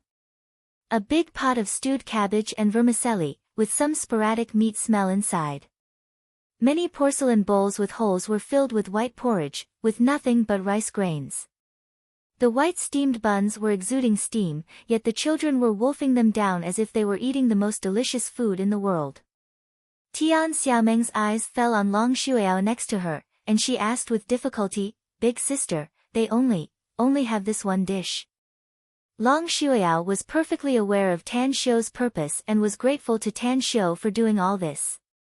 Upon hearing Tian Xiaomeng's inquiry, she didn't look at the camera on the mobile phone, but nodded silently and said with a forced smile, "You came at the right time today. The stewed dishes are good because there's meat in them. Usually, these children can only eat meat once every 2 or 3 days." Tian Xiaomeng was shocked. Her original family conditions were ordinary, but at least in 3 meals a day, there would still be meat in one of the dishes. But these children were still growing, and they could only eat meat once every 2 or 3 days. And this meat, Tian Xiaomeng's eyes fell on the dishes. She desperately tried to find a bigger piece of pork, but in the end, she was disappointed. Because the biggest piece of pork she found was only the size of 2 thumbs, a thin piece. In the live broadcast room. Now, the number of fans had broken through 810,000. The comments section, which had been constantly rolling, was now silent for a long time. Everyone's eyes followed the camera and looked at the food that the children were wolfing down. Too much attention. Their eyes overflowed with tears, and their hearts were sour. A particularly uncomfortable feeling of oppression made them not know what to say. It was not just the food. They also clearly saw the clothes worn by the children. They were tattered cotton-padded jackets, and many of them were patched. One of the little boy's shoulders had cotton wadding exposed. However, what made them the most uncomfortable was that these children, the oldest of whom looked to be in their teens, and the youngest was placed in a small cart at the side. Their thin little faces were obviously frostbitten, and some of the children even had frostbites on the back of their hands, and there were even traces of blood. Tian Xiaomeng was silent for a long time. When Tan Xiu came back to her, she said to the camera, "Mengmeng's fans, Mengmeng really wants to cry. But I'm afraid that crying in front of these children will be very shameful. They are so pitiful. Mengmeng's heart is aching." A few seconds later, the comments section in the live broadcast room began to roll crazily. Countless people expressed their feelings and looked forward to doing something. Even the live broadcast screen was full of all kinds of gifts that almost blocked Tian Xiaomeng's appearance. Tian Xiaomeng raised her head and slowly waited for the tears in her eyes to fade. Then, she lowered her head and seriously said, "From today until 12:00 on New Year's Eve, all the gifts and money that Mengmeng's fans have received will be donated to the Blue Star Welfare House. Mengmeng will also fork out 100,000 yuan of her own money, hoping to buy more clothes and meat for these children. Mengmeng hopes these children can have a warm and happy new year." The imperial capital. In an office building where the Star live broadcast platform was set up. At this moment, the chairman, Wei Qing, was watching Tian Xiaomeng's live broadcast room. His face was a bit pale, and his slightly chubby body was also trembling. In his eyes, sparkling and translucent tears glistened. Pa, a cigarette was lit. Wei Qing looked up at the ceiling, trying not to let the tears in his eyes flow down. The children in the Blue Star Welfare House evoked his memories of the past. He was also an orphan. From the age of 5 to 12, he lived in an orphanage in a small city in the northwest. The harsh living conditions back then, and the desire to eat a meal of meat back then, made his eyes very, very red. He was adopted by his adoptive parents. From the time he graduated from college at the age of 22, he never returned to that small city or the orphanage. It was only after he graduated from college at the age of 22 and received his first month's salary that he mailed half of it to the orphanage where he lived. In the following years, he also sent some money. But after the orphanage's director passed away due to illness, he never sent any money again. If it weren't for today's live broadcast, he would have forgotten the orphanage where he once lived and the difficult living conditions there. Go to the live broadcast room. Wei Qing suddenly got up and strode to the live broadcast room. Seeing more than a dozen staff members busy inside, he immediately said in a deep voice, "Switch to Tian Xiaomeng's live broadcast room. I want to speak in person." The staff members looked at each other in dismay, but they still carried out Wei Qing's order. At the Blue Star Welfare House. Tian Xiaomeng looked at the continuous gifts in the live broadcast room and felt very warm inside. This act of spreading positive energy made her feel proud and prideful. She was grateful to Tan Xiu. Regardless of the number of her fans, which had exceeded 1 million at the moment, just these gifts alone made her feel touched. Huh? Tian Xiaomeng's expression suddenly moved. She saw that her live broadcast window was divided into 2 halves, and a slightly chubby face appeared in the other half. Meng, I'm sorry to disturb your live broadcast. I'm Wei Qing, the chairman of the Star Live Entertainment Culture Company. Wei Qing's attitude was very kind and there was an inexplicable emotion on his face. Tian Xiaomeng was stunned. Her live broadcast platform was the Star Live Entertainment Culture Company. In other words, this middle-aged man who suddenly appeared was her big boss. Hello. Tian Xiaomeng stammered. Wei Qing nodded and said, I've been watching this live broadcast of yours. To be honest, this is the live broadcast that touched me the most since the establishment of the Star Live broadcast. I'm very grateful to you because you let me see my past self. The time that I almost forgot has come back to me again. Actually, I'm also an orphan who grew up in an orphanage. I still remember. Wei Qing's narration was very slow, but very clear. After he finished talking about what happened in the orphanage, he finally said with a bitter expression, I regret that I didn't go back to see them all these years. Although the dean who took care of me has passed away, there are still so many aunts and uncles who took care of me, as well as my brothers and sisters who grew up with me in the orphanage. Today, I suddenly realized that I'm really heartless. I've become rich and powerful, but I've forgotten about them. I don't want to apologize. I just want to make it up to them. Meng, please thank Divine Dr. Tang for me. I'll immediately return to that small town after saying these words. I'll go back to the orphanage that I don't know whether it still exists or not. I want to use my actions to make up for my mistakes. I want the other children to no longer be like me, living a life where they don't have enough to eat and warm clothes to wear. Tan Xiu quietly stood next to Tian Xiaomeng, watching Wei Qing's appearance in the live broadcast room and listening to his heartfelt words. An inexplicable emotion surged inside his heart. It was very warm. Chapter 598. At 2:00 in the afternoon, Tan Xiu, Long Xueyao, and Tian Xiaomeng left the Blue Star Welfare House. They had done enough today. How many people would pay attention to the Blue Star Welfare House and what kind of changes it would bring were unknown to the trio. Tan Xiu had transferred 2 million yuan to the Welfare House's public account through a bank transfer. Even the 100,000 yuan promised by Tian Xiaomeng was also transferred to the Welfare House's public account. I'll treat you to lunch. Tan Xiu didn't let Long Xueyao drive this time. He personally drove the car and drove with the 2 women on the road. Tan Xiu, I must treat you to lunch today. Long Xueyao shook her head. If you don't agree, I'd rather not have lunch today. Why?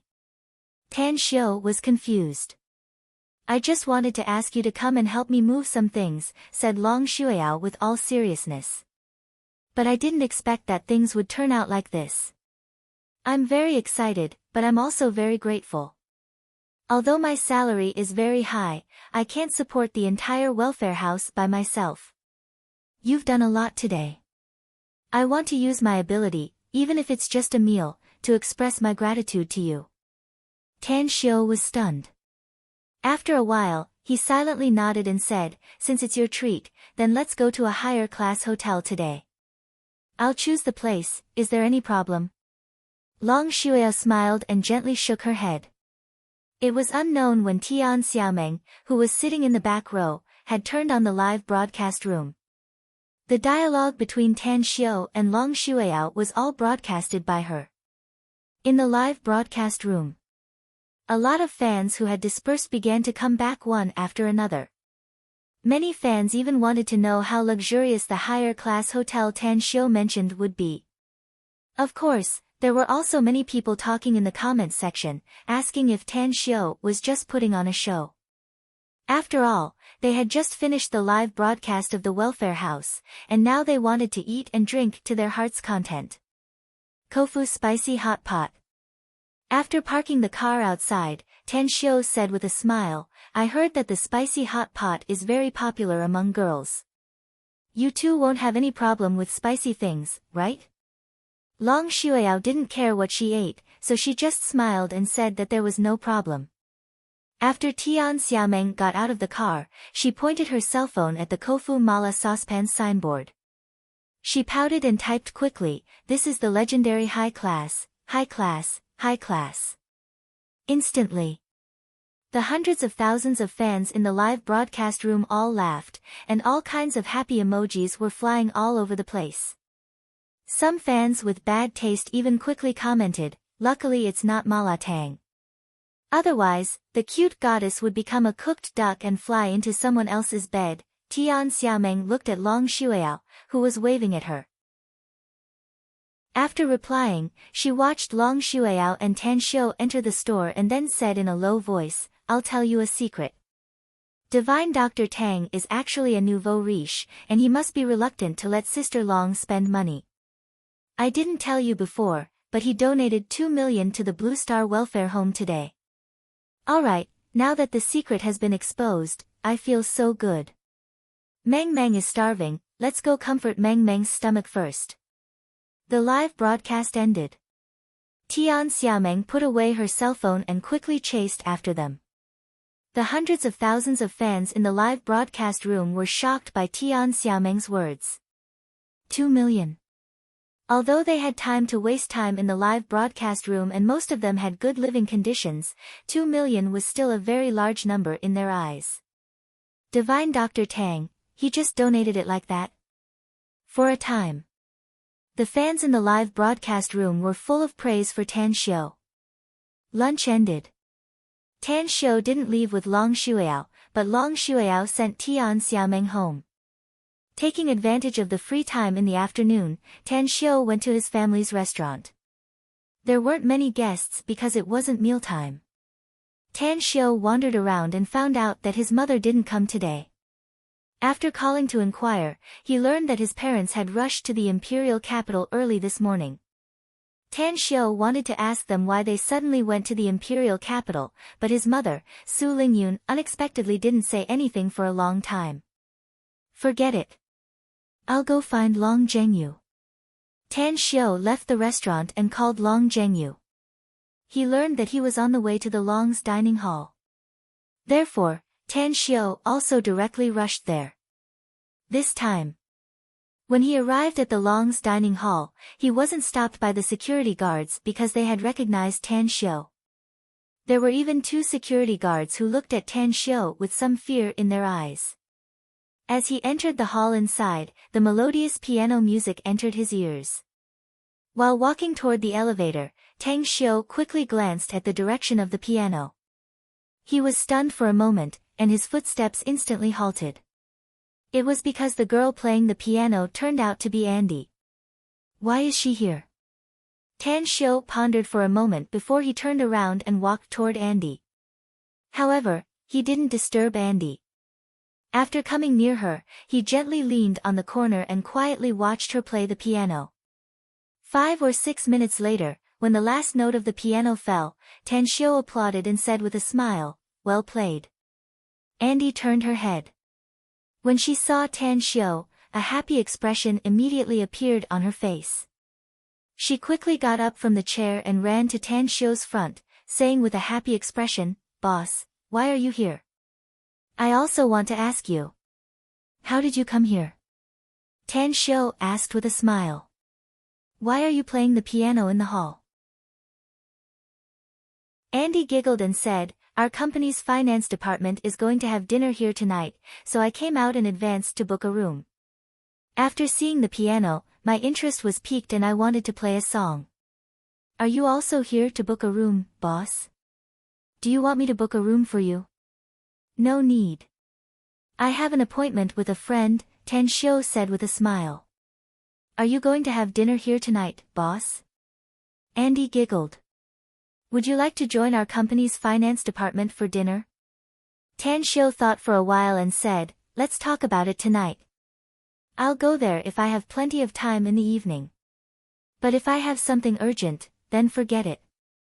Andy nodded with a smile. I'll be very happy if you can come, boss. Ah, that's right. You've become popular again this year. The whole internet is now reporting about you. I've become popular again. Tan Xiu was dumbfounded. He looked at Andy and asked with a puzzled expression, what's the reason? It's because of your work in the Blue Star Welfare House. Andy said with a smile, now the whole internet is saying that you're a real philanthropist, a kind-hearted person. Especially that Goddess Meng Meng secretly told everyone that you donated 2 million yuan to the Blue Star Welfare House today. Everyone is praising you. Cough, cough, Tan Xiu coughed a few times with a helpless expression on his handsome face. He had never thought about this before. He was just thinking about how to make the Blue Star Welfare House receive more attention from the public, so that he could help those children in the future and make their lives better. Who would have thought that even the matter of him donating money would be revealed by Tian Xiaomeng? He was not afraid of anything now, but he was afraid of becoming famous. Earth and the immortal world were different. Even if one was famous in the immortal world, others would only be in awe and fear, and no one would dare to provoke them. But Earth was different. Once he became famous here, he would be like a big star. Paparazzi would come and take photos of him, and countless fans would surround him. Even some people with status and background would look at him with strange eyes. This situation was completely different from his original intention.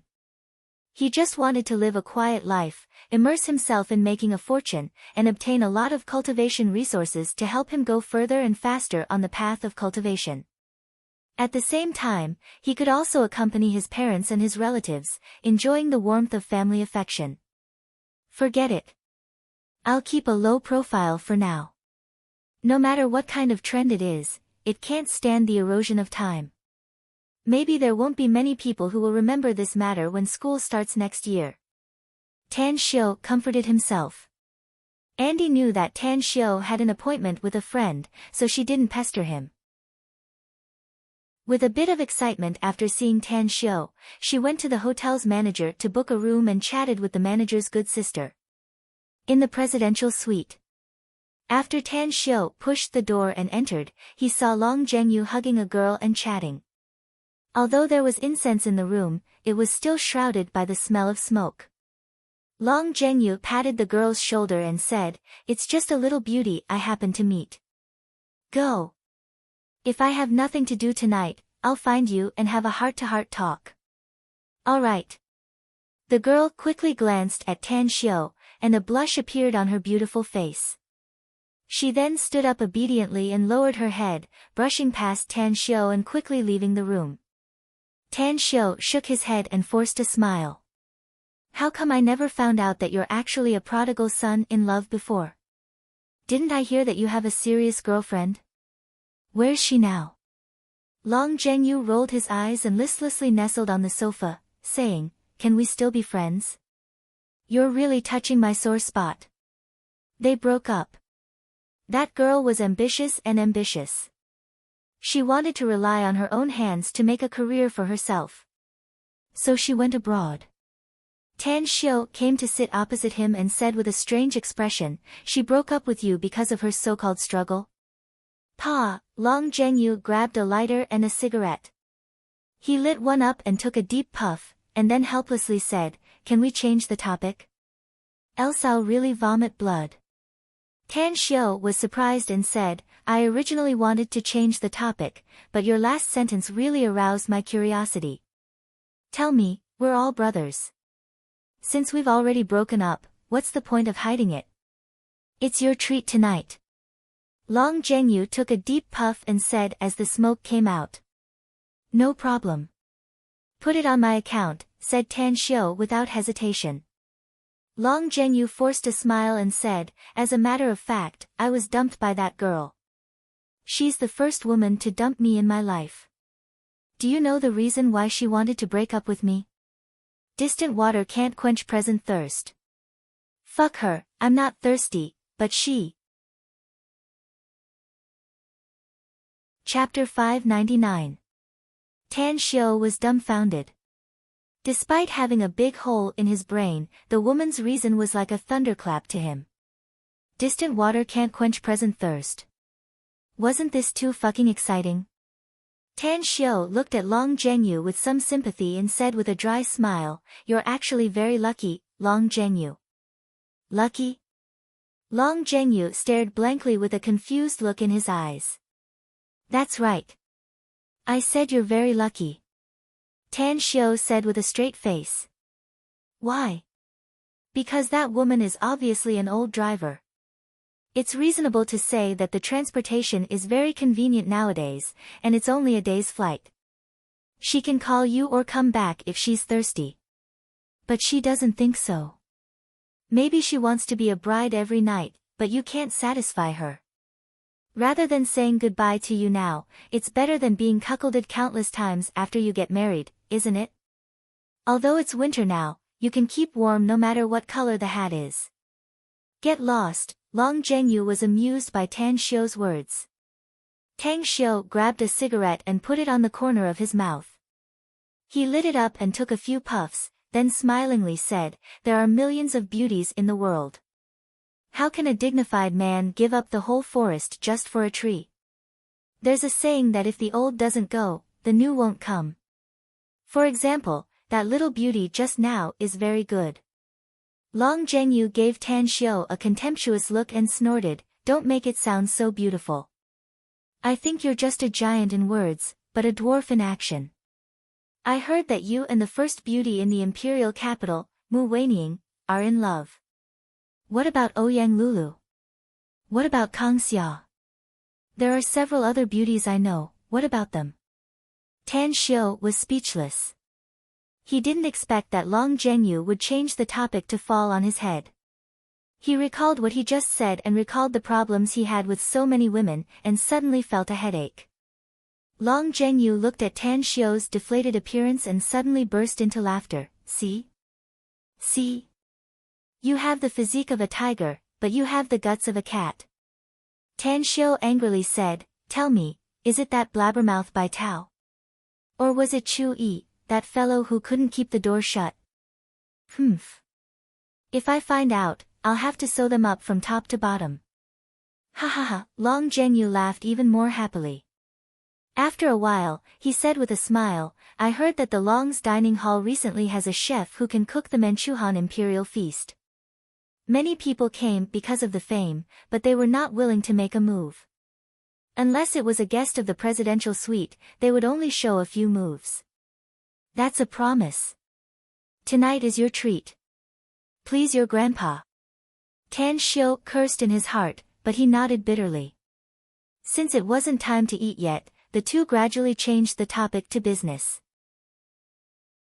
Tan Xiao and Long Zhengyu had a lot of business cooperation, such as Tan Xiao's benefits in Walled Hill Village, the cooperation in the construction of the new city, and the reconstruction project of Nine Dragons Island. As for Walled Hill Village, due to a major construction accident, the construction schedule had been delayed a lot. Although the Long family had expanded the scale of the construction team, they still couldn't catch up with the expected progress. Coupled with the sudden snowfall today, the first phase of the construction that was originally planned to be completed before the new year seemed impossible. Originally, the Walled Hill Village's development was expected to be completed by June next year. But because the weather is not good, I'm afraid it will be delayed until July or August. Once the project is completed, you can receive your heavenly palace mansion." Tan Xiao nodded. Although he cared about the heavenly palace mansion in Walled Hill Village, he was more concerned about the development of Nine Dragons Island. However, since Long Zhengyu was talking about Walled Hill Village, he didn't want to appear too anxious. "I'm studying in Shanghai, so I rarely go back to Star City. You're responsible for monitoring the progress of the project there. It doesn't matter even if it's delayed for a few months." Long Zhengyu nodded with a smile and said, "Then, let's talk about the new city." Nowadays, the development and construction of the new city has been in full swing.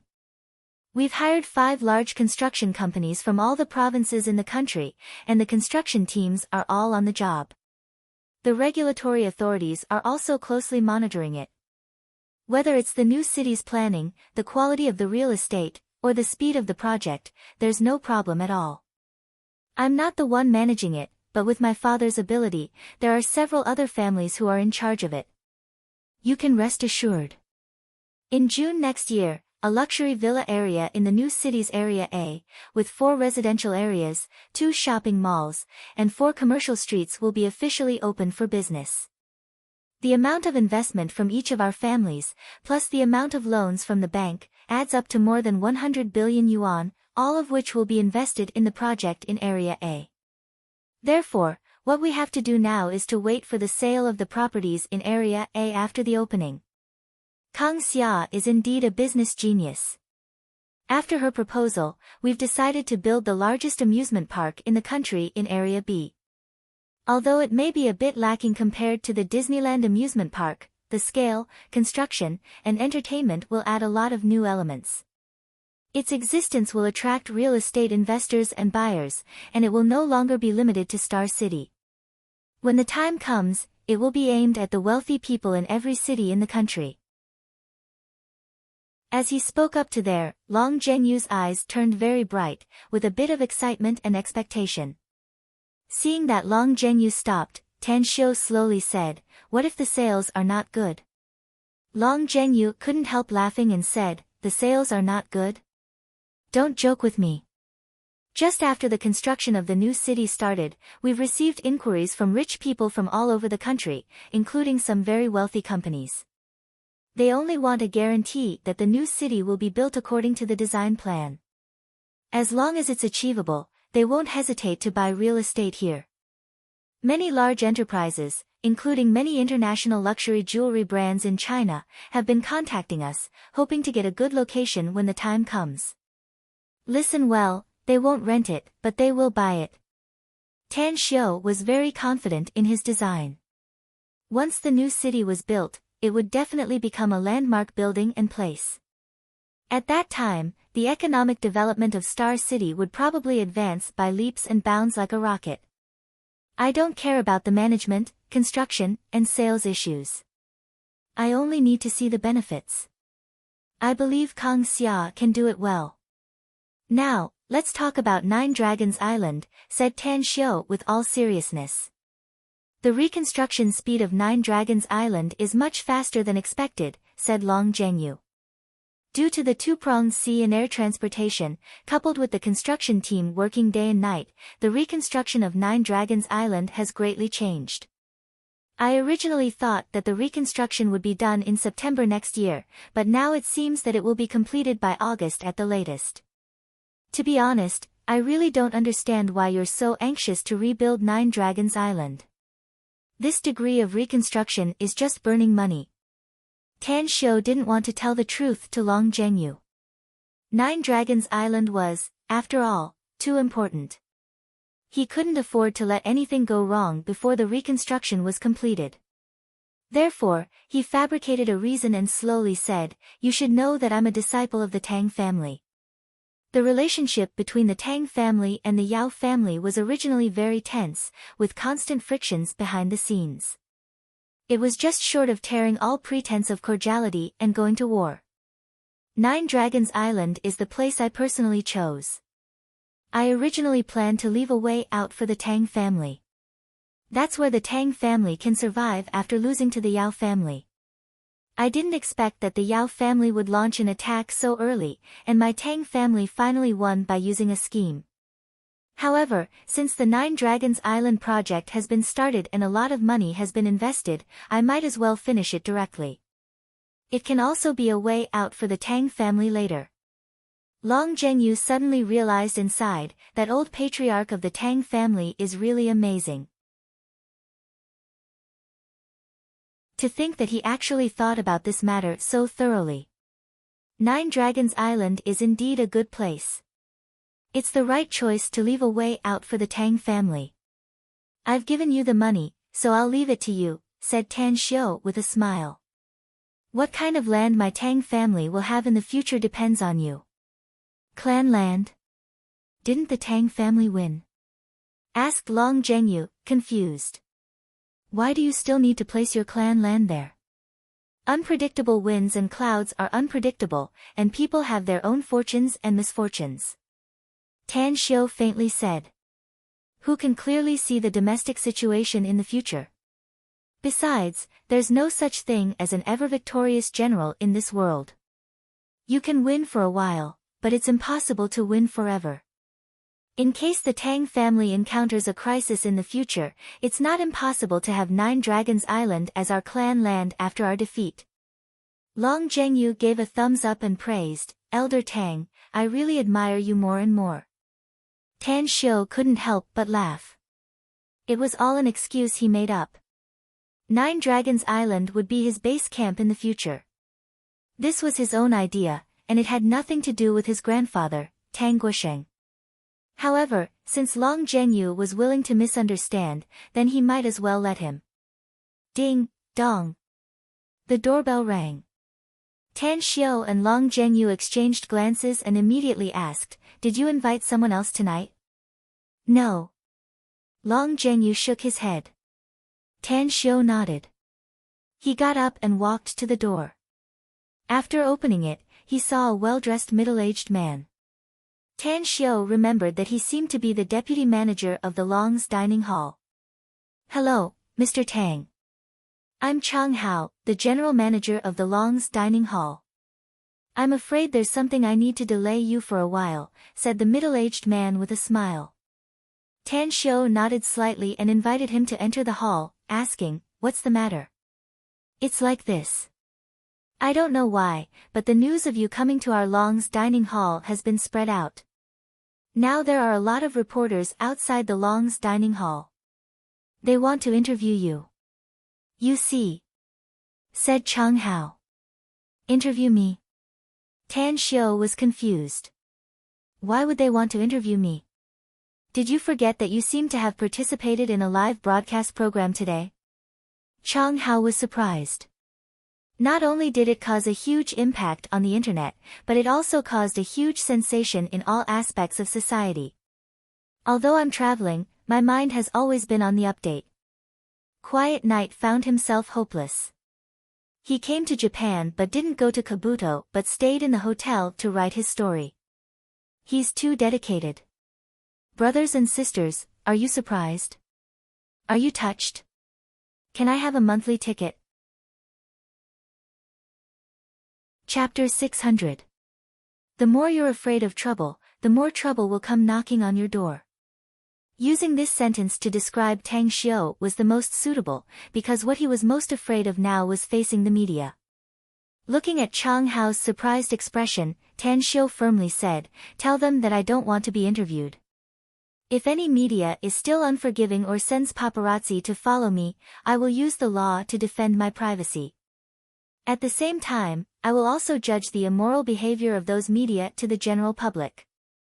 Chang Hao didn't expect that Tan Xiu would go all out to reject such a good opportunity to become famous, and even threatened him with his words. Why? Chang Hao couldn't figure it out, but he didn't dare to question Tan Xiu's words. If he were to say who he was most afraid of in the world, it would be Tan Xiu. He was the witness and beneficiary of Tan Xiu's bloody killing of so many enemies last time. He respected Tan Xiu, but he also feared Tan Xiu. I understand your meaning, Mr. Tang. I assure you that no media will be allowed to come in and disturb you. If you have any other instructions, please let me know promptly, said Chang Hao respectfully. I'll have to trouble you then. Tan Xiu nodded. Chang Hao said a few polite words and then left. Tan Xiu looked at Long Zhengyu, who had a strange expression on his face. He spread his hands and said with a forced smile, I really didn't mean it. It's just that I became a saint and showed a kind heart, which led to the current situation. Hurry up and eat. Go home and sleep after eating and drinking. I won't go out for the next few days. What exactly is it? Asked Long Zhengyu. Tan Xiu told him about going to the Blue Star Welfare House with Long Shuiao today. Finally, he said with a helpless expression, I've decided to adopt Little Blind. But I'm sure that if I go to the Blue Star Welfare House again in the near future, I'll be discovered by others. There's a 90% chance that it'll be the media. Therefore, I can only ask Long Shueao to help me bring Little Blind to Southgate Town. With a smile on the corner of his mouth, Long Zhengyu gave a thumbs up to Tan Xiao and praised, You're really ruthless sometimes. But more often than not, you express your kindness incisively and vividly. I can't see through you, but I like your character very much. If you were in a wuxia novel, someone like you would belong to the category of people who are neither good nor evil, free and unrestrained. Tan Xiao laughed involuntarily and said, Don't joke around. Are we going to order food here to eat? Or do you want to go to a private room in the restaurant? Long Zhengyu smiled and said, Let's eat here. Suddenly, Long Zhengyu's expression moved. He pondered for a moment and then smilingly said, You've caused such a big commotion in Star City and the whole country knows that you're in Star City. How about we escape and go to Blue City to play? That brat Huang Su has called me several times recently. He said that he and a few friends of his have opened a club in Blue City and asked me to join in the fun. Tan Xiao thought for a while before he shook his head and said, Forget it. In case we run into trouble, after all. Long Zhengyu interrupted Tan Xiao and smilingly said, Don't say, after all. You're so young, yet you're acting like a little old man. It's settled then. Tomorrow, tonight, we'll go to Blue City. I'll call Huang Su and ask him to arrange the food and wine. I won't rip you off tonight. Really? Tan Xiao's eyes lit up and a smile immediately appeared on his face. A strange expression appeared on Long Zhengyu's face as he looked at Tan Xiao and asked, Don't tell me the reason why you're tempted is because of tonight's meal? Even if it's the Manchu Han Imperial Feast's several specialties, I'm afraid it's only a few 100,000 yuan. You shouldn't go that far, right? A few 100,000 yuan. Tan Xiao rolled his eyes at Long Zhengyu. Spending a few 100,000 yuan for a meal, and only for the two of them, was simply extravagant to the point of making one's hair stand on end. With the thought of saving money, Tan Xiao said, Since you've kindly invited me, it'll be absolutely unreasonable of me to refuse. Come on, let's go now. Though I've never been to Blue City, I heard that it's less than 2 hours to drive there. Upon hearing Tan Xiao's words, Long Zhengyu was even more sure that Tan Xiao agreed to save money. Such a conclusion made him at a loss whether he had to cry or laugh. After all, Tan Xiao's current assets were at least tens of billions, yet such a super nouveau riche actually cared about a few 100,000 yuan for a meal. It was really admirable. A few minutes later, Tan Xiao and Long Zhengyu quietly went to the underground parking lot. After sitting in the BMW X5 off-road vehicle driven by Long Zhengyu, they started the car and headed outside. What made Tan Xiao helpless was that just as the car drove out of the underground parking lot's exit, several reporters waiting outside ran over with cameras in their hands. Speed up. Tan Xiao didn't want to deal with the media reporters, so he immediately ordered. Long Zhengyu slightly nodded and sped up the car. Before the reporters could surround them, they had already entered the main road and merged into the traffic flow on the highway. Light snow was still falling from the sky. Although the road was cleaned, it was still not easy to drive on.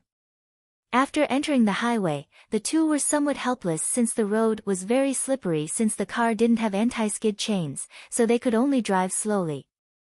The journey, which should have taken less than 2 hours, took them more than 3 hours to reach Blue City. That's strange. What the hell is Huang Su doing? His phone hasn't been answered yet. The BMW X5 off-road vehicle drove on the highway in Blue City, moving forward under the illumination of the street lights. After throwing his mobile phone to the side, he frowned and muttered to himself. Since we can't find him, then let's just find a place to eat something and then find a hotel to stay in first, said Tan Xiao. Let's wait until we can contact him tomorrow. Long Zhengyu shook his head and said, let's go straight to his club. That brat sent me a text message, so I know the specific address of his club. Tan Xiu looked at the time. It was nearly 9 o'clock, the most bustling time for those clubs, so he nodded and no longer spoke. Clear Lake Club. It was an extremely high-class club in Blue City. Although it wasn't a private club, those who could come here were all rich people. The few of them could casually have some fun here, and it was impossible for them to come down without spending tens of thousands of yuan. Furthermore, the most important thing was that the Clear Lake Club had just opened for more than a month. It was opened by several famous young masters in Blue City and had a very strong protection, so there was an endless stream of guests who were willing to spend the night here. When the car arrived at the entrance of the Clear Lake Club, it was stopped by the security guards and registered before it was allowed to enter. Further, according to the signs inside, it quickly stopped in front of a 5-story, crescent-shaped building that was more than 100 meters long. After bypassing the fountain and stopping at the entrance, Long Zhengyu got off and threw the car key to the waiter, asking, "Is Huang Su here?" The waiter obviously knew who Huang Su was. He looked at Long Zhengyu and Tan Xiu suspiciously and found that both of them were unfamiliar faces. Then, he immediately said, "I'm sorry, I don't know." Long Zhengyu casually asked. Seeing that the waiter said he didn't know, he didn't want to pester him and walked into the building's entrance with Tan Xiu. Splendid and magnificent. This was Tan Xiu's first impression of this place. The ground was golden, the roof was golden, and all kinds of murals were painted in a flamboyant style. In the hall of 200 to 300 meters, hazy crystal lamps were illuminated with several other colors of lights, making it look very classy. "Welcome. May I ask what kind of game the two of you would like to play?" "I'll take you there," said a woman in a black suit, wearing a headset and a smile. "Take us to the best box you have here." "We'll have a meal first and then we'll play something else," said Long Zhengyu. "All right, please follow me." The woman in a suit took the two of them to the 3rd floor in the elevator. After passing through 2 corridors, they finally stopped in front of a box. After pushing the box's door, she made a gesture to invite them inside and said, "Two sirs, this is the best box in our club." Long Zhengyu walked in a few steps and looked inside. Then, he immediately sneered and said, "I want to ask you something. Are you trying to bully your guests? Or do you think we're from the countryside and have no experience? If this is the best box in your Clear Lake Club, we'll leave immediately." The woman in a suit hesitated for a moment and carefully said, "Two sirs, this is indeed not the best box in our club, but the price-performance ratio is really good. You can enjoy delicious food for only tens of thousands of yuan at most if you dine here. As for the highest grade box, the price is. Since we dare to order your best box, it proves that we're not short of money," said Long Zhengyu. "Don't dawdle and take us there." The woman in a suit was somewhat indignant. She had good intentions, yet the other party reprimanded her, which made her have a bad impression of Long Zhengyu and Tan Xiu. She cursed them inwardly as nouveau riche and took them to the 4th floor again. "Sir, the 4th floor is the hall with a total of 18 rooms. The number 1 Supreme Hall and the number 2 Soaring Dragon Hall are not open to the public, and there are guests in the number 3 to number 6 rooms. If the two of you agree, you can dine in the number 7 Seacraft Hall." "All right." This time, Long Zhengyu didn't make things difficult for the woman in a suit and followed her to the Helen Hall. He looked at the spacious space of hundreds of square meters inside and the luxurious decoration inside, which was obviously several grades better than the box on the 3rd floor. After Long Zhengyu and Tang Xiu took a seat on the sofa, Long Zhengyu straightforwardly said, "I didn't eat anything at noon, and I haven't had dinner until now. So tell your chef to hurry up and bring me some of your club specialties." "Drinks?" The woman in a suit gently nodded with a glint in her eyes. "Do you have God's nectar here?" asked Long Zhengyu. The woman in a suit stared blankly for a moment before shaking her head and saying, "Sorry, we don't have it here." In fact, the Clear Lake Club did provide God's nectar. But due to the scarcity of it, it was impossible to sell it to the guests unless the several bosses asked for it. Of course, there were also exceptions, such as those who could sit in the number 1 Supreme Hall or the number 2 Soaring Dragon Hall. Thank you for your enthusiastic support, brothers and sisters. Today's first chapter is presented to you. Please give us your recommendation votes and monthly votes. If the monthly votes are in the top 90, we'll continue with the third chapter today. Chapter 601. There was a lot of God's nectar inside Tan Xiu's interspatial ring, but he didn't want to reveal the existence of his ring, so he didn't take it out. Long Zhengyu, however, frowned and said, since there's no God's nectar, then there's no need to take it. There's something I need you to do. A displeased expression flashed in the suited woman's eyes, but she still endured it and said, please speak. Call your manager. I have something to ask him, said Long Zhengyu. The suited woman stared blankly for a moment before she directly pressed the button on the headset and called, Manager Li, I'm Hu Wenwen, the supervisor of the 4023 dining hall. There's a guest in the Seacraft hall looking for you. He said he has something to ask you. 2 minutes. A deep and low voice came from the headset. Shortly after, the Seacraft hall's door was pushed open. A smile appeared on Manager Li's face as his eyes glanced at Long Zhengyu and Tan Xiu. He faintly felt that Tan Xiu was somewhat familiar, but he couldn't remember where he had seen him for a while. Hello, 2 guests. I'm Li Chunlei, the Clear Lake Club's dining hall manager. May I know what questions the 2 of you have? You should be able to contact Huang Su given your level, said Long Zhengyu. Please contact him and tell him that a friend surnamed Long from Star City has come. Li Chunlei hesitated for a moment before he nodded and said, please wait for a moment, Mr. Long. I'll immediately contact our boss for you. After saying that, he went straight out of the hall. A few minutes later, however, he returned to the hall again with a forced smile on his square face and said, I'm really sorry, but I can't get through to our boss's phone. 2 hours ago, our boss was here, but I asked around and found out that he had already left in a hurry. Forget it since he's not here, said Long Zhengyu. Go ahead and busy yourselves. Tell the kitchen to cook faster. I'm starving. Please enjoy your meal. Li Chunlei said with a smile and then left with the suited woman, Hu Wenwen. Outside the hall. A displeased expression appeared on Hu Wenwen's face as she followed Li Chunlei and whispered, Manager Li, isn't that Long guy too arrogant? Since he knows our boss, he's still talking to him as if he's giving orders. It's really infuriating. Li Chunlei shot a meaningful look at Hu Wenwen and said, Little Hu, you're not someone who hasn't seen the world. Can't you see that the identity of that young man surnamed Long is not simple? Based on his tone and temperament, it was obvious that he was someone who often gave orders. As for his clothing, although it wasn't a common luxury brand, I had seen the logo before. It was a custom-made British apparel, and each piece cost more than 6 figures. As for the other one. When Hu Wenwen heard Li Chunlei's words, a look of surprise appeared on her face.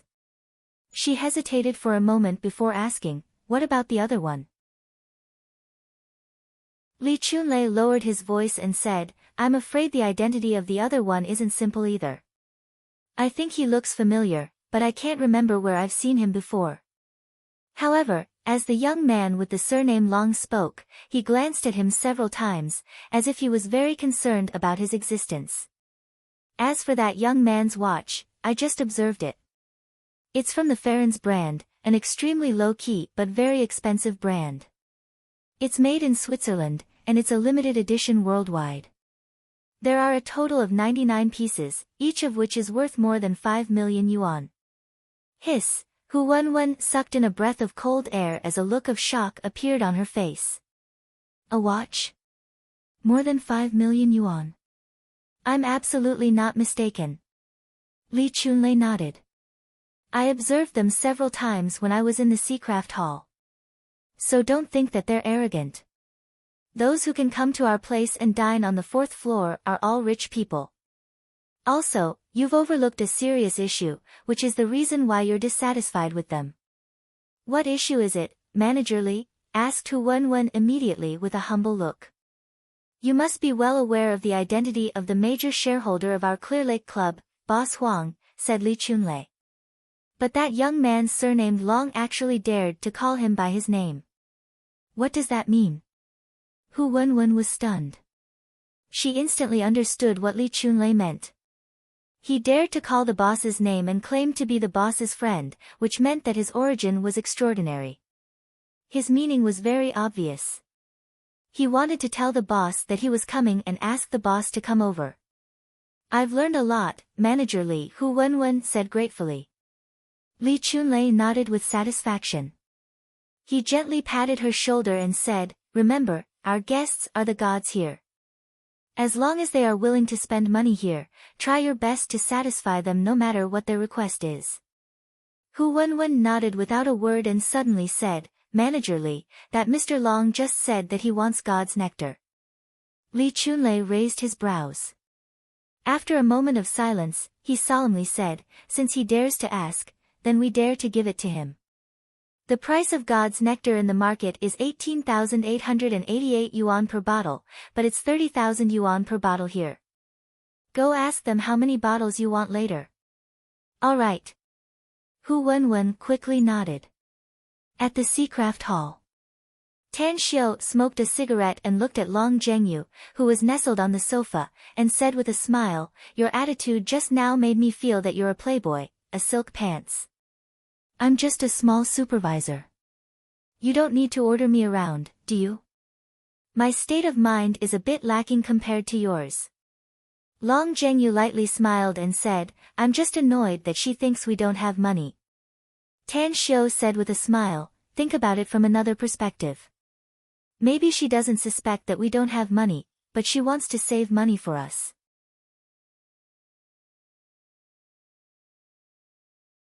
I've booked the Seacraft Hall, so it must belong to me tonight. I don't care what method you use, but immediately make the people inside scram, else the reputation of your Clear Lake Club will become very bad tomorrow. Li Chunlei was silent for a moment. He wanted to take out his mobile phone to call his big boss, Huang Su, but he recalled that his big boss had turned off his phone, so he could only call his second boss, Qin Shen. Tell the two guests of the 7th Seacraft Hall to change their rooms. Du Yunjie has been stimulated tonight, so it's best not to provoke him. Understood. After receiving the order, Li Chunlei quickly told Du Yunjie and the others to wait for a while and then hurried to the 4th floor. He knocked on the 7th Seacraft Hall's door and walked inside. After looking at Long Zhengyu and Tan Xiu, he forced a smile and said, I'm really sorry, the two of you. Our staff was negligent and gave the reserved room to you. Can the two of you forgive us and have a meal in the 12th Azalea Hall? Our boss said that we'll give you a 50% discount for your consumption here. Change rooms? Tan Xiu and Long Zhengyu exchanged glances. Immediately after, Long Zhengyu abruptly got up from the sofa and said in a deep voice, what do you mean by this? Your staff made a mistake and you want us to bear the consequences? 50% discount, that's really generous. Do you really think we don't have the money to come here? No. How can we dare to have such a thought? Li Chunlei hurriedly said. This is just our compensation and apology to the two of you. Two bosses, please help me and don't make things difficult for me, okay? Looking at Li Chunlei's appearance, Tan Xiu secretly sighed inwardly. He got up and patted Long Zhengyu's shoulder, saying, forget it. They have already expressed their stance, so let's not force them. It's the same no matter which room we eat in. Let's go and change rooms. Chapter 602. Tan Xiu's consideration won Li Chunlei's favor. Although he had already guessed that Tan Xiu's identity was not ordinary, he didn't have the slightest air of a playboy at such a young age, which made him think highly of Tan Xiu. Recalling the arrogant and despotic Du Yunjie, Li Chunlei compared him with Tan Xiu and found that the difference between the two was like the clouds and the mud. Thank you. Thank you very much, said Li Chunlei gratefully. With a faint smile, Tan Xiu pulled the somewhat reluctant Long Zhengyu and walked out of the Seacraft Hall's door. It was not Tan Xiu's character to haggle over trivial matters. It was just a meal, so it was all the same no matter where it was. Besides, didn't you hear what he said, 50% off? In the corridor outside, Du Yunjie and several youths slowly walked in. Du Yunjie, who was in a very bad mood, saw Tan Xiu and Long Zhengyu coming out of the Seacraft Hall, and a chill flashed in his eyes. When Li Chunlei came out of the Seacraft Hall's door, Du Yunjie stepped forward to greet him. He pointed to Tan Xiu and Long Zhengyu, who passed by them, and said, "We'll pay the bill with them for our stay here tonight." Li Chunlei stared blankly and his face immediately turned cold. He frowned and said, "Young Master Du, isn't it inappropriate for you to say that? These two guests are easy to talk to and are willing to give you the Seacraft Hall, but I hope you don't push your luck. After all, this Clearlake Club is not run by ordinary people. They occupied my hall, so what's the problem with paying the bill?" Du Yunjie sneered. "Do you want to use Huang Su and the others to pressure me?" "Young Master Du, you're a big shot, and small people like us can't afford to offend you," said Li Chunlei. "You can use this Seacraft Hall first. As for who will pay the bill, it has nothing to do with me. Just wait for my boss to come back and let him decide." Du Yunjie sneered and turned to enter the Seacraft Hall's door. At this moment, Tan Xiu and Long Zhengyu stopped and clearly heard the conversation between Du Yunjie and Li Chunlei. "Wait." Long Zhengyu turned around with a cold expression on his handsome face as he lightly said, "We can pay the bill for the Seacraft Hall, but I don't know what you'll pay after enjoying it." Du Yunjie was taken aback. He looked at Long Zhengyu as if he was looking at an idiot and sneered, "Do you really want to know what price we have to pay?" "I really want to," Long Zhengyu said indifferently. Du Yunjie pointed to the door of the Seacraft Hall and said, "Since you want to know, come with us. Let's go inside and have a good talk about what we'll pay. Do you dare?" Long Zhengyu turned to look at Tan Xiu and seriously said, "It's my fault today. I shouldn't have brought you here. Since he wants to play, how about I perform to relieve his boredom?" Tan Xiu also felt that Du Yunjie was too much of a bully. He had already given him the guest room, but Du Yunjie was still insatiable. After some thought, he asked, "Are you confident?"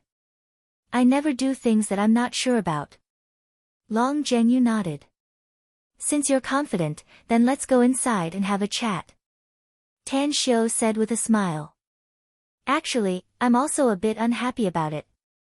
If you can't handle it, then leave it to me." Du Yunjie furrowed his brows and observed Tan Xiu and Long Zhengyu with a serious expression. Finally, he was sure that he had never seen these two people before. Even with his understanding of the science of the big families in Blue City, he had never seen these two people. Therefore, the trace of dread that just rose in his heart was immediately erased from the bottom of his heart. Sneering, he watched the two enter the Seacraft Hall. He then winked at the people around him and followed them inside. Li Chunlei was dumbfounded. Never in his dreams did he expect that things would develop to this extent. He wanted to stop Tan Xiu and Long Zhengyu, but he knew that he couldn't stop them after seeing Long Zhengyu's cold expression. His mind raced as he hurriedly grabbed his mobile and dialed the number of one of the shareholders. "Manager Li, what's up?" A lazy voice came from the phone. "Something happened, young Master Wang," said Li Chunlei hurriedly.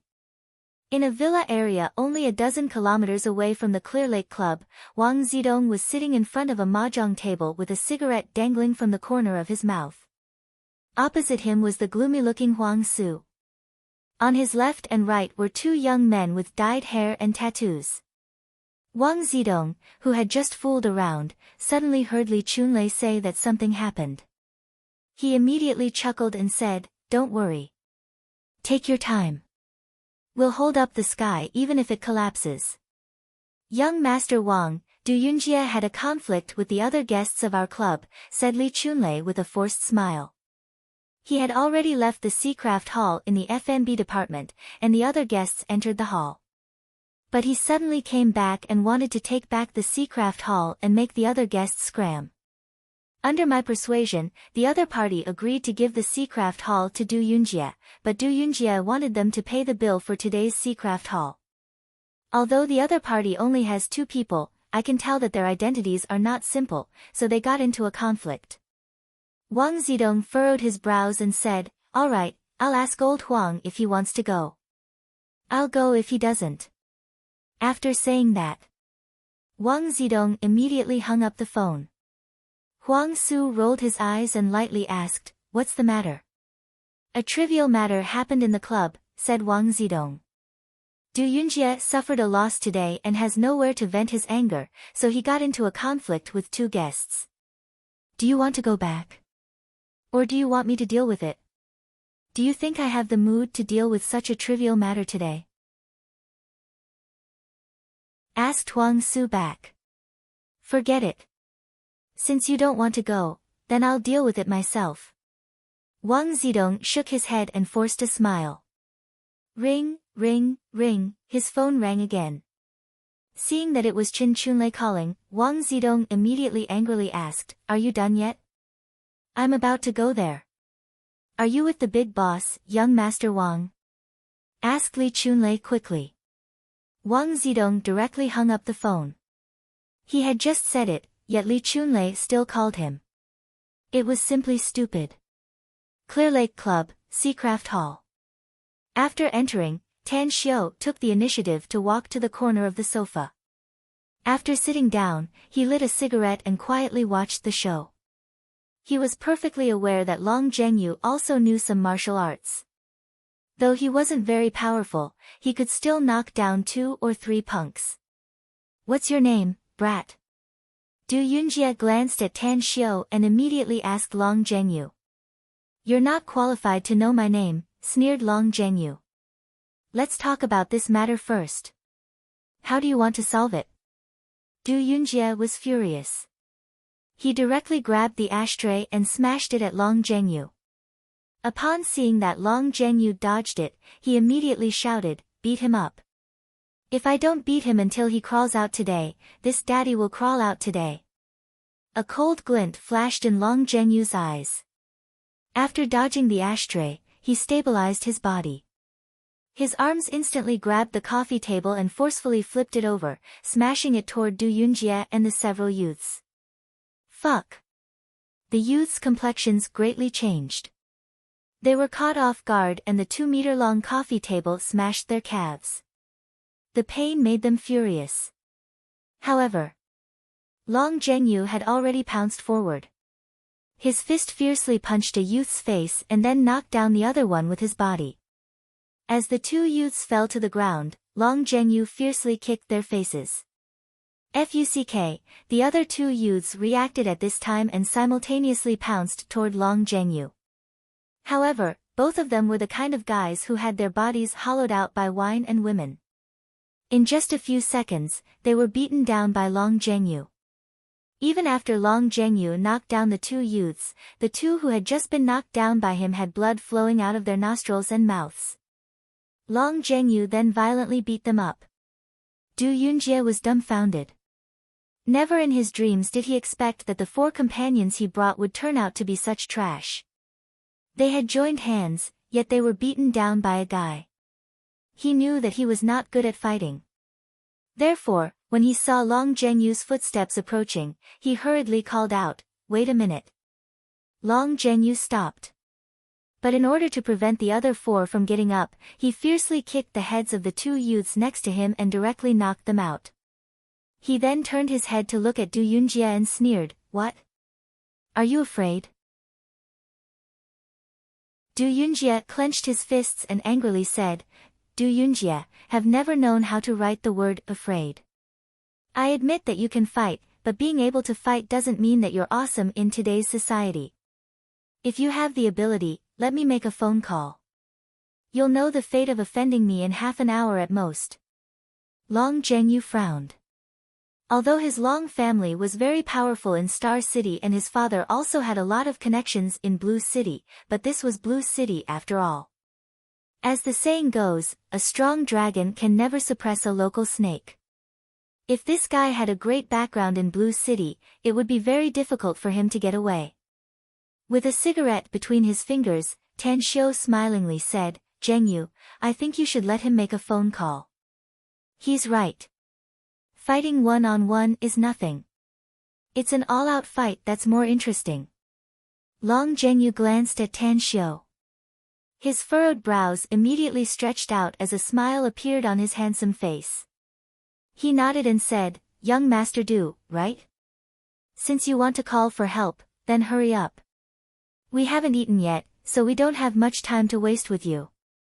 Although Du Yunjie looked angry on the surface, he was actually very nervous inside. He was afraid that the other party wouldn't give him a chance to make a phone call and would beat him up. If he were to be beaten, even if he were to get back at them later, he was afraid that he wouldn't be able to avoid suffering. Perhaps, the news of him being beaten would spread in Blue City's circle. "Hello, Jiangzi. Bring some men to the Clear Lake Club." "All right." The other party replied and directly hung up. Du Yunjie coldly glared at Long Zhengyu before he turned around and walked to the other side of the sofa and sat down. More than a minute later, Li Chunlei pushed the door open and came in from the outside. When he saw the scene in the living room, he was slightly stunned and his complexion drastically changed. He didn't expect that a fight would break out inside just after he made a phone call. The outcome was beyond his expectation. The 4 companions brought by Du Yunjie were all beaten down. 2 of them were curled up on the floor and screamed in pain, while the other 2 were lying motionless on the floor like dead dogs. Fortunately, Du Yunjie wasn't beaten, else things would have been too difficult to end. Li Chunlei thought to himself, "I'll repay the debt today. Thanks to the 3 months of rewards from the Union Master. So at least until midnight. Brothers and sisters, please pay the monthly ticket."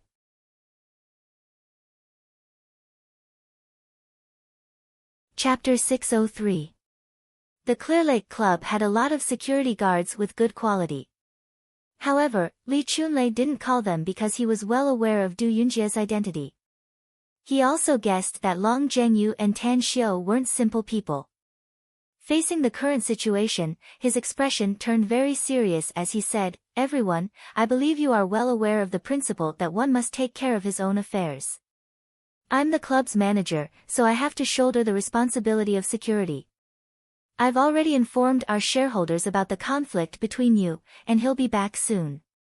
I hope you can control your emotions before he comes back and don't make this matter known to the outside world." After that, he didn't stay in the Seacraft Hall since he couldn't afford to get involved in a power struggle between people of this level. Neither did he dare to side with either side. The most important thing to do was to protect himself. 10 minutes later, Wang Zidong came to Li Chunlei with several big and burly men and lightly asked, "Where are they?" Li Chunlei pointed to the Seacraft Hall's door and forced a smile. "They're all inside." Wang Zidong strode into the door. He was stunned when he entered because he didn't expect that the situation inside would turn out to be like this. The 4 brats with Du Yunjie were all lying on the ground. His eyes glanced at Long Zhengyu and Tan Xiu before he nodded to Du Yunjie and asked, "Are you all right?" Du Yunjie shook his head and coldly snorted, "Zidong, I hope you won't intervene even though today's matter happened in your Clear Lake Club. We'll solve the problem between me and them on our own here in the Seacraft Hall." Wang Zidong couldn't help but smile. He then looked at Long Zhengyu and Tan Xiu and asked, "How should I address the 2 of you?" Tan Xiu just smiled and didn't speak, whereas Long Zhengyu squinted his eyes and lightly asked, "Shouldn't you introduce yourself first before asking us?" Wang Zidong couldn't help laughing and said, "Brother, are you from another city?" "I'm afraid there are only a few people in Blue City who don't know me, Wang Zidong." Long Zhengyu sneered, "We're from the countryside, so we don't have much experience. Please don't laugh at us." Wang Zidong slightly furrowed his brows and the smile on his face faded as he lightly said, "A strong dragon can't suppress a local snake. This is Blue City. Even if you have a powerful background in other places, you'd better restrain yourself here. Give me some face, and you guys can discuss a solution in a friendly manner." Young master, Tan Shou suddenly said with a smile. "We will naturally give you face since this is your turf. However, why don't you ask this kid if he's willing to give you face?" Du Yunjie abruptly got up from the sofa and angrily shouted, "They're too arrogant, Zidong. If I don't cripple them today, Du Yunjie, will never let this matter go. If you still regards me as your friend, I will of you and of Tang. I will of you. Young Master Du, you're making things difficult for me," Wang Zidong said with dissatisfaction. "Kaiof Chang of Du, Tang, Chang and you know of, Chang's Chang of, Chen said, Chang, of Chang, you know what of you, Tang, you.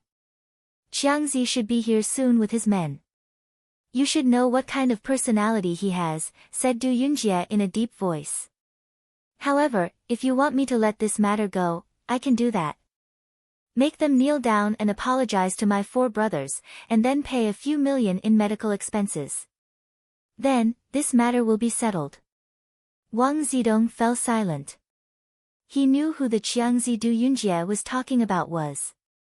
He was a well-known and ruthless character in Blue City. Relying on his formidable martial strength, coupled with the fact that he had won over a group of desperados, there were not many people in Blue City who were willing to provoke him. Du Yunjie's family had an official background, and Xiangzi relied on Du Yunjie's backing, so he was naturally willing to work for Du Yunjie. Half a minute later, Wang Zidong sighed and looked at Long Zhengyu, asking, "Did you two come to Blue City by yourselves? Didn't you bring anyone else?" Long Zhengyu said lightly, "Just the 2 of us." Wang Zidong shook his head and said, "If that's the case, I advise you to do as he said. Kowtow and apologize, and then take out a few million yuan as compensation. Then, we can forget about this matter." Long Zhengyu grinned and said, "Interesting, really interesting. What if I refuse?" Wang Zidong said with all seriousness, "If you refuse, I think it will be very difficult for you to walk out of the clubhouse with your limbs intact. So, I'm doing this out of kindness." Tan Shou was a bit angry inwardly. Whether it was Du Yunjie's arrogance or Wang Zidong's good intention, both made him loathe them from the bottom of his heart. He hated these juniors of aristocratic families and their silk pants style. After lighting up a cigarette, Tan Shou lightly said, "Thanks for your kindness. If there's nothing else, you can go and do your business." Wang Zidong's complexion slightly changed. He shot a deep look at Tan Shou and said in a deep voice, "Two gentlemen, since you insist on doing this, then don't blame me for not reminding you that we won't be responsible for anything that happens here tonight." After saying that, he walked out of the room. Li Chunlei had been following behind Wang Zidong. After coming to the corridor, he quickly caught up with Wang Zidong and said in a low voice, "Young Master Wang, there's something I didn't tell you on the phone before you hung up the phone. Those 2 guests from outside the city claimed to be young Master Huang's friends."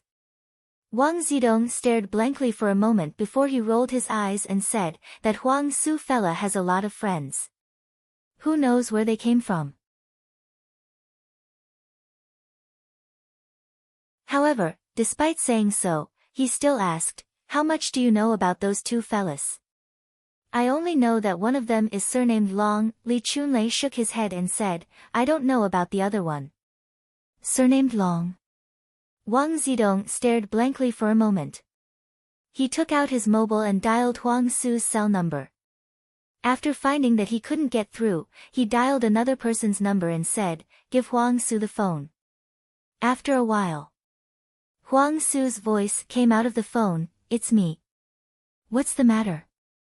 Do you have a friend surnamed Long?" asked Wang Zidong. At this time, Huang Su, who was still in the villa complex, frowned upon hearing the question. He waved his hand to a young man behind him, signaling him to take over his position. Then, he walked to the side and said, "Why did you ask this question out of nowhere?" "There are two young men in the clubhouse who are fighting with Du Yunjie," said Wang Zidong. "The 4 friends that Du Yunjie brought along were badly beaten. I heard from Li Chunlei that those 2 young men claimed to be your friends." Huang Su's expression changed and he said in a deep voice, "I see. I'll rush over there at once. Remember, before I arrive, you must stabilize the situation for me." "All right." Wang Zidong replied with a puzzled expression. Huang Su's expression was very unsightly at the moment. He took out his mobile from his pocket, only to recall that his phone was broken. He immediately took someone else's mobile and dialed a cell number. After hanging up the phone, Wang Zidong returned to the Seacraft Hall. Just as he was about to speak, he heard Long Zhengyu's mobile ring. Long Zhengyu had just lit a cigarette. He took out his mobile and looked at the caller ID, only to find that it was an unfamiliar number. However, he still picked it up and lightly said, "Long Zhengyu speaking, who's this?" "Where are you, young Master Long?" Huang Su's voice came out of the phone. Long Zhengyu crossed his legs and sneered, "Young Master Huang is in a good mood today. You even care about where I am? Do all the silk pants young masters of Blue City think that I, Long Zhengyu, am easy to bully? Do you also want to join in the fun?" Huang Su took the phone with a forced smile on his face. Through Long Zhengyu's words, he had already guessed who had a conflict with Du Yunjie. "Young Master Long, it's all my fault. I made you get bullied in my territory. Just wait for me, I'll rush over now. I'll apologize to you when I get there." "Forget about apologizing. We're still hungry," Long Zhengyu said indifferently. "Since young Master Du's people haven't arrived yet, tell your people to make us something to eat first. Otherwise, we won't be beaten down by others, but we'll be starved instead." Huang Su hesitated for a moment and said, "I'll give the order right away." "That's right, the we you said is. You still have the leisure to care about this now?" Long Zhengyu angrily shouted. "You've made a fool of yourself today because of you. Had I known earlier, I wouldn't have come to this broken place of yours." After that, he hung up the phone while panting with rage. Huang Su was dumbfounded. He had known Long Zhengyu for a long time, yet he had never seen him so angry like this. He even forgot to give his phone to his friend at the mahjong table and hurriedly rushed out. At the Seacraft Hall, Wang Zidong was also stunned. He never expected that Huang Su would call him just as he returned to the hall. What surprised him the most was that the young man called Long Zhengyu's tone was very angry and didn't give him any face at all. In a flash, he suddenly had a feeling that Du Yunjie would be out of luck today. Du Yunjie was also stunned at the moment. He was usually a very smart person, but he was too angry today. He had suppressed the evil fire in his heart and had nowhere to vent it, so he burned the fire on Tan Xiu and Long Zhengyu's head. But when he heard the call from Long Zhengyu, he realized that the caller should be Huang Su. He wasn't afraid of Huang Su, but he was very afraid of him. Less than half a minute later, Wang Zidong's cell phone rang. As soon as he answered the phone, Huang Su's voice came from the other side of the phone. "Zidong, immediately tell the people in the kitchen to prepare food for my friends, and send it to them as soon as possible. Remember, their identities are very special. Before I arrive, you must stabilize the situation for me." Wang Zidong opened his mouth, but he suddenly didn't know what to say. Recalling what he had just said to Long Zhengyu and Tan Xiu, he gulped down his saliva and forced a smile. "What the hell are you doing? Had I known that they're your friends, why would I rush here in a hurry? Forget it. I got it." After hanging up the phone, he immediately looked at Li Chunlei and said, "These 2 guests haven't eaten yet. Immediately tell the kitchen to prepare the meals as fast as possible and then send them here." "What's going on?"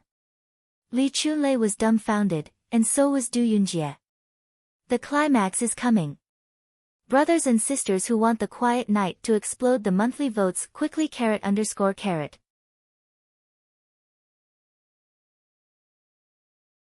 Chapter 604. Wang Zidong ignored the thoughts of others and looked at Long Zhenyu with a complicated expression. He forced a smile and said, "Young Master Long, I hope you don't mind my bad attitude just now. In any case, I hope the two of you won't have an accident in our club." "I have a very bad impression of your club," said Long Zhenyu indifferently. "Those who come here are our guests, and you are responsible for the safety of your guests. However, there are also exceptions. You're afraid of power and have no power in Blue City." This, Wang Zidong was a bit embarrassed. Long Zhenyu's words were not pleasant to hear, but he knew that he was right. He didn't do it because he was afraid of Du Yunjie's identity. Therefore, he immediately said, "Young Master Long is right. Our club is naturally responsible for the safety of our guests. We didn't take good care of them before, but such an incident will never happen again." Long Zhenyu wanted to say something, but Tan Xiu stopped him. "Young Master Wang, is it?" Tan Xiu said with a smile. "Let's not talk about these mundane things again. We'll compensate you for the damage caused by the Seacraft Hall being smashed into a mess. How about this, you take them out first? Don't worry, we'll never leave this place and wait for his people to come. Otherwise, we'll eat later, you can't just stand and watch, right?" Wang Zidong nodded and looked at Du Yunjie. Du Yunjie had seen arrogant guys before, but he had never seen such an arrogant one. They beat their own people, yet they still dared to eat and wait. He guessed that Tan Xiu and Long Zhenyu had some status, else it would be impossible for them to be friends with Huang Su. But where was this place? It was Blue City. It didn't matter if they were dragons or snakes, as long as they were in Blue City's territory, they would have to coil around it. "I'll give Zidong some face and let you eat to your heart's content. I hope you won't be beaten out of your stomach later," said Du Yunjie coldly as he turned around and walked out. As for the two young men who had been beaten up badly and the other two who had been knocked unconscious, they were carried out after calling security guards. The messy Seacraft Hall was temporarily cleaned up by the waiters. The tea table that was pushed down was also straightened, but there were a few cracks on it, as though it was a witness to the fight that just happened. Along with the delicious dishes, even 2 bottles of God's nectar were delivered. Tan Xiu was fine.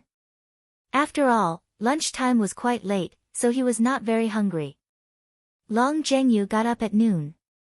He ate an apple and then ran to the Long's dining hall to wait for Tan Xiu. Originally, he was going to have dinner at the Long's dining hall, but in the heat of the moment, he tricked Tan Xiu to come to Blue City. Up until now, he hadn't eaten a hot meal, so he was absolutely starving. Therefore, he wolfed down his food. In the next room, Du Yunjie sat on the sofa with an ashen face and smoked. Wang Zidong crossed his arms and looked at Du Yunjie from time to time with sympathy in his eyes. He didn't expect that just 1 or 2 hours ago, Du Yunjie had provoked 2 hedonistic young masters from Shanghai. One of them had an uncle who was the second in command of Shuangqing province. Therefore, even though he was in his own territory, Du Yunjie was still humiliated. Some of the companions he brought with him were kicked a few times, while others were slapped. And the result? Huang Su, who happened to meet him, was ridiculed by the other party because he helped to say a few words. They simply didn't give him any face. Now, he had unexpectedly provoked trouble in the Clear Lake Club. Although he didn't know the young man named Long Zhenyu, he knew that the person who could make Huang Su so nervous was definitely not an ordinary person. Perhaps, Du Yunjie had kicked an iron plate tonight. "Zidong, what did Huang Su say to you on the phone just now?" Du Yunjie had been restraining himself, but he finally couldn't bear it anymore and asked. Wang Zidong replied indifferently, "I asked 2 questions. First, the other party is his friend. Second, they have a very strong background." Du Yunjie frowned and coldly snorted, "Even if they have a strong background, they still have to behave themselves in Blue City. I don't believe that they have a bigger background than that surnamed Zhang. Even if their background is not as big as that surnamed Zhang's, I'm afraid it's not easy to provoke them. Wang Zidong shook his head and said, I've clearly inquired about the matter between you and them. Speaking of which, you're the one who provoked them first. I hope you're mentally prepared. This matter will be very difficult to resolve. Do you think I'm afraid of them? Asked Du Yunjie in a deep voice. Wang Zidong sighed inwardly and said, let's not talk about whether you're afraid or not. But I think you should tell your big brother about this matter just in case. Do you think I still have the face to tell my big brother? Du Yunjie snorted coldly. That surnamed Zhang actually has a background in Blue City, and it was my big brother who helped me solve it. If I were to look for him now, would I still have the face to stay in Blue City? Wang Zidong fell into silence. He and Du Yunjie were old friends, so he tried to persuade him. But since Du Yunjie didn't want to listen, then this matter had nothing to do with him. In any case, Huang Su kindly helped him with the betting tonight, so he was clear about one thing. He couldn't easily intervene before he figured out the other party's background. It was best to hide at the side and keep silent. Shortly after, Huang Su hurriedly returned to the Clear Lake Club. After asking where Long Zhengyu and Tan Xiu were, he hurried over without stopping. When he met Li Chunlei in the corridor, he called him to a secluded corner and asked him about the whole story, which made him very angry. That fucking Du Yunjie. Why did he make this father lose face? Huang Su angrily cursed and was about to go to the Seacraft Hall to apologize to Long Zhengyu, when Li Chunlei said in a low voice, Boss, Du Yunjie and young Master Wang are in the next room. Do you want to see them first? Huang Su stared blankly and thought for a moment. He felt that he should reprimand Du Yunjie first, and then take him to the Seacraft Hall to apologize.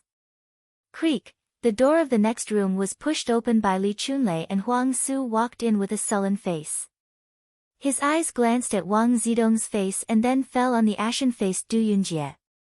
Then, he indifferently said, considering that we were old friends and also considering that your big brother once helped me, I'll give you a chance.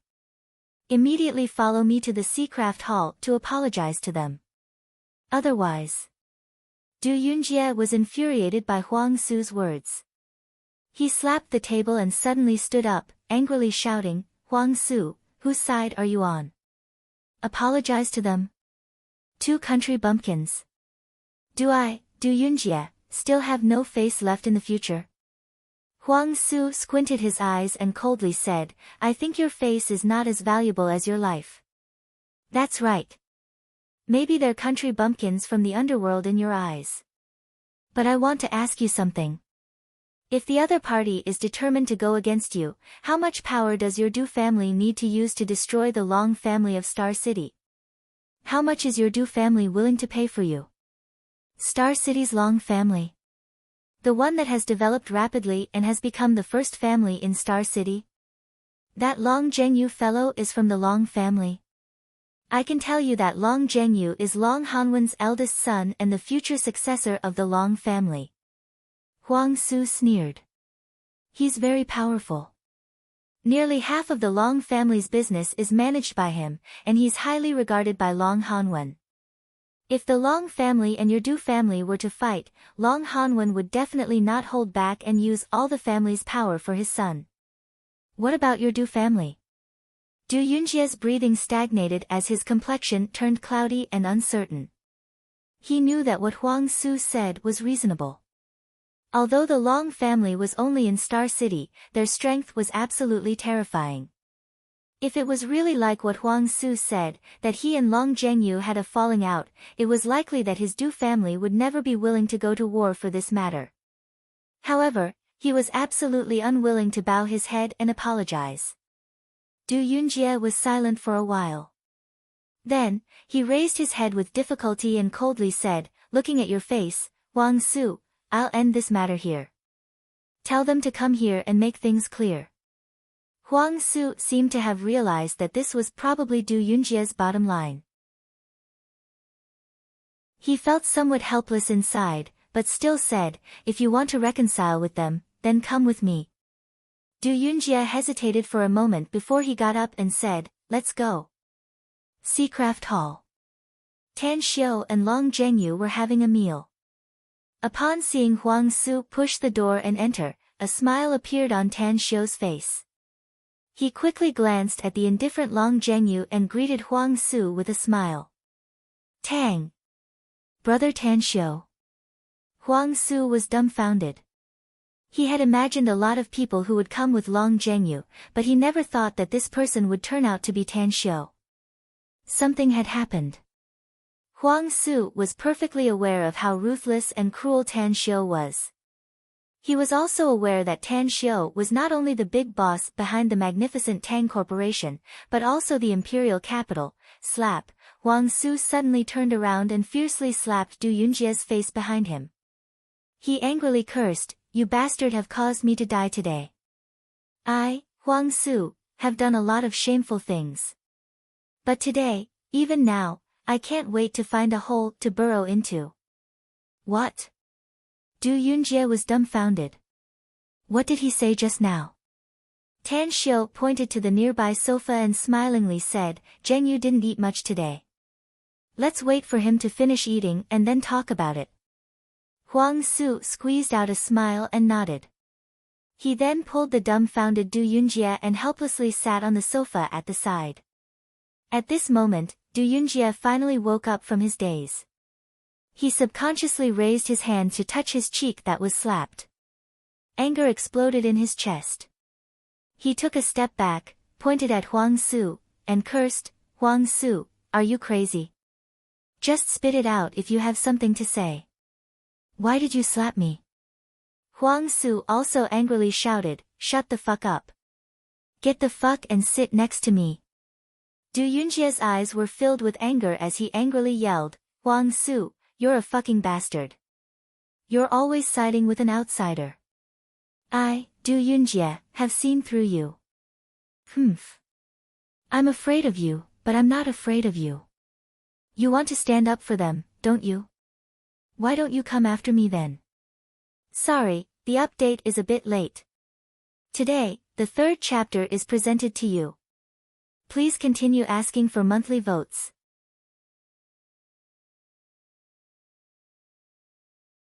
Chapter 605. Huang Su closed his eyes and took a deep breath.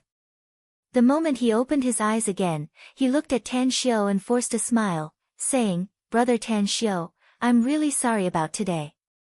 My face hurts too much and I really don't have the leisure to do anything. Just do whatever you want to do. Tan Xiu put down his chopsticks and smilingly looked at Huang Su, saying, I had some scruples before. This is your turf, after all. Since that's the case, then I won't be polite with you. Do as you wish. Huang Su nodded with a face full of shame. Tan Xiu grabbed the half-bottle of God's nectar on the table and walked a few steps toward Du Yunjie under the watchful eyes of the public.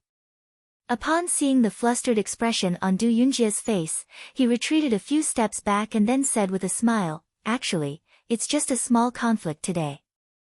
Today was just a small conflict, but you relied on your own territory to bully others.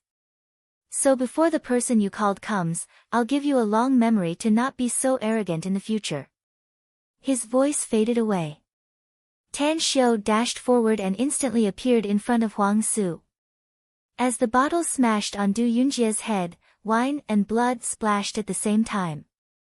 A few seconds later, just as Du Yunjie staggered and almost fell to the ground, Tan Xiu's huge palm fiercely slapped his face, directly sending him flying into the hall's door and heavily crashing to the ground. Aya! A mournful scream came out of Du Yunjie's mouth. Tan Xiu shook his head and forced a smile. You only have such little ability, yet you still dare to stir up trouble everywhere. You're really courting death. At this moment, Long Zhengyu finally put down his chopsticks and casually glanced at Du Yunjie who was bleeding on the head and lying on the ground. Only then did his gaze fall on Huang Su. He coldly snorted with resentment and said, Young Master Huang, you've really pushed the blame clean. I tricked Tan Xiu to come to Blue City in the snowy day and came here to support you, but it turned out to be bloody bad luck. Look at my face, it hurts even from a slap. Before I came here, I even bragged to Tan Xiu about how capable you are now and how awesome your club is. Look at the result. Huang Su was so embarrassed that he almost wanted to find a hole to hide in. He bitterly said, "Young Master Long, I'm really sorry for what happened today. I won't apologize today. After this matter is over, you'll see how I perform." Okay. Only then did Long Zhengyu roll his eyes and snort, "At least you're sensible. But what happened to your phone? I kept calling you, but I couldn't get through." Huang Su's lips shivered a few times as he helplessly said, "This topic of yours really reminds me of the shameful thing that happened 2 hours ago. It was Du Yunjie, this idiot, who provoked the 2 young masters from Shanghai. Who would have thought that they also have a deep background in Blue City? As a result, my phone was smashed by them and I was even ridiculed by them." Long Zhengyu said in surprise, "From Shanghai? Didn't Tan Xiu spend the past half a year in Shanghai? Tell me, what's their background?" "He's Zhang Xiaolei, the eldest son of Shanghai's Xinyang Group's big boss, Zhang Yueming. The other one is Gu Tao, the son of Dingshan Media's big boss. These 2 fellas have very strong backgrounds, especially Zhang Xiaolei. Especially that Zhang Xiaolei. Damn it, the second in command of Shuangqing province is his uncle." Long Zhengyu let out a strange smile and looked at Du Yunjie with a bit of worship in his eyes. He raised his thumbs up and praised, "This dude is amazing. The people he provoked are more powerful than the other. He even dares to provoke the young masters of those 2 companies. I'm convinced. I'm really convinced." After saying that, he looked at Tan Xiu and asked with a smile, "I say, Tan Xiu, you've been in Shanghai for nearly half a year. Do you know these 2 fellas?" "No, I don't." Tan Xiu shook his head. "But I have some friendship with their father." Puff, what? The tea that Long Zhengyu had just brought to his mouth spurted out. Huang Su was even more dumbfounded with a shocked expression on his face. "I met them at a friend's table."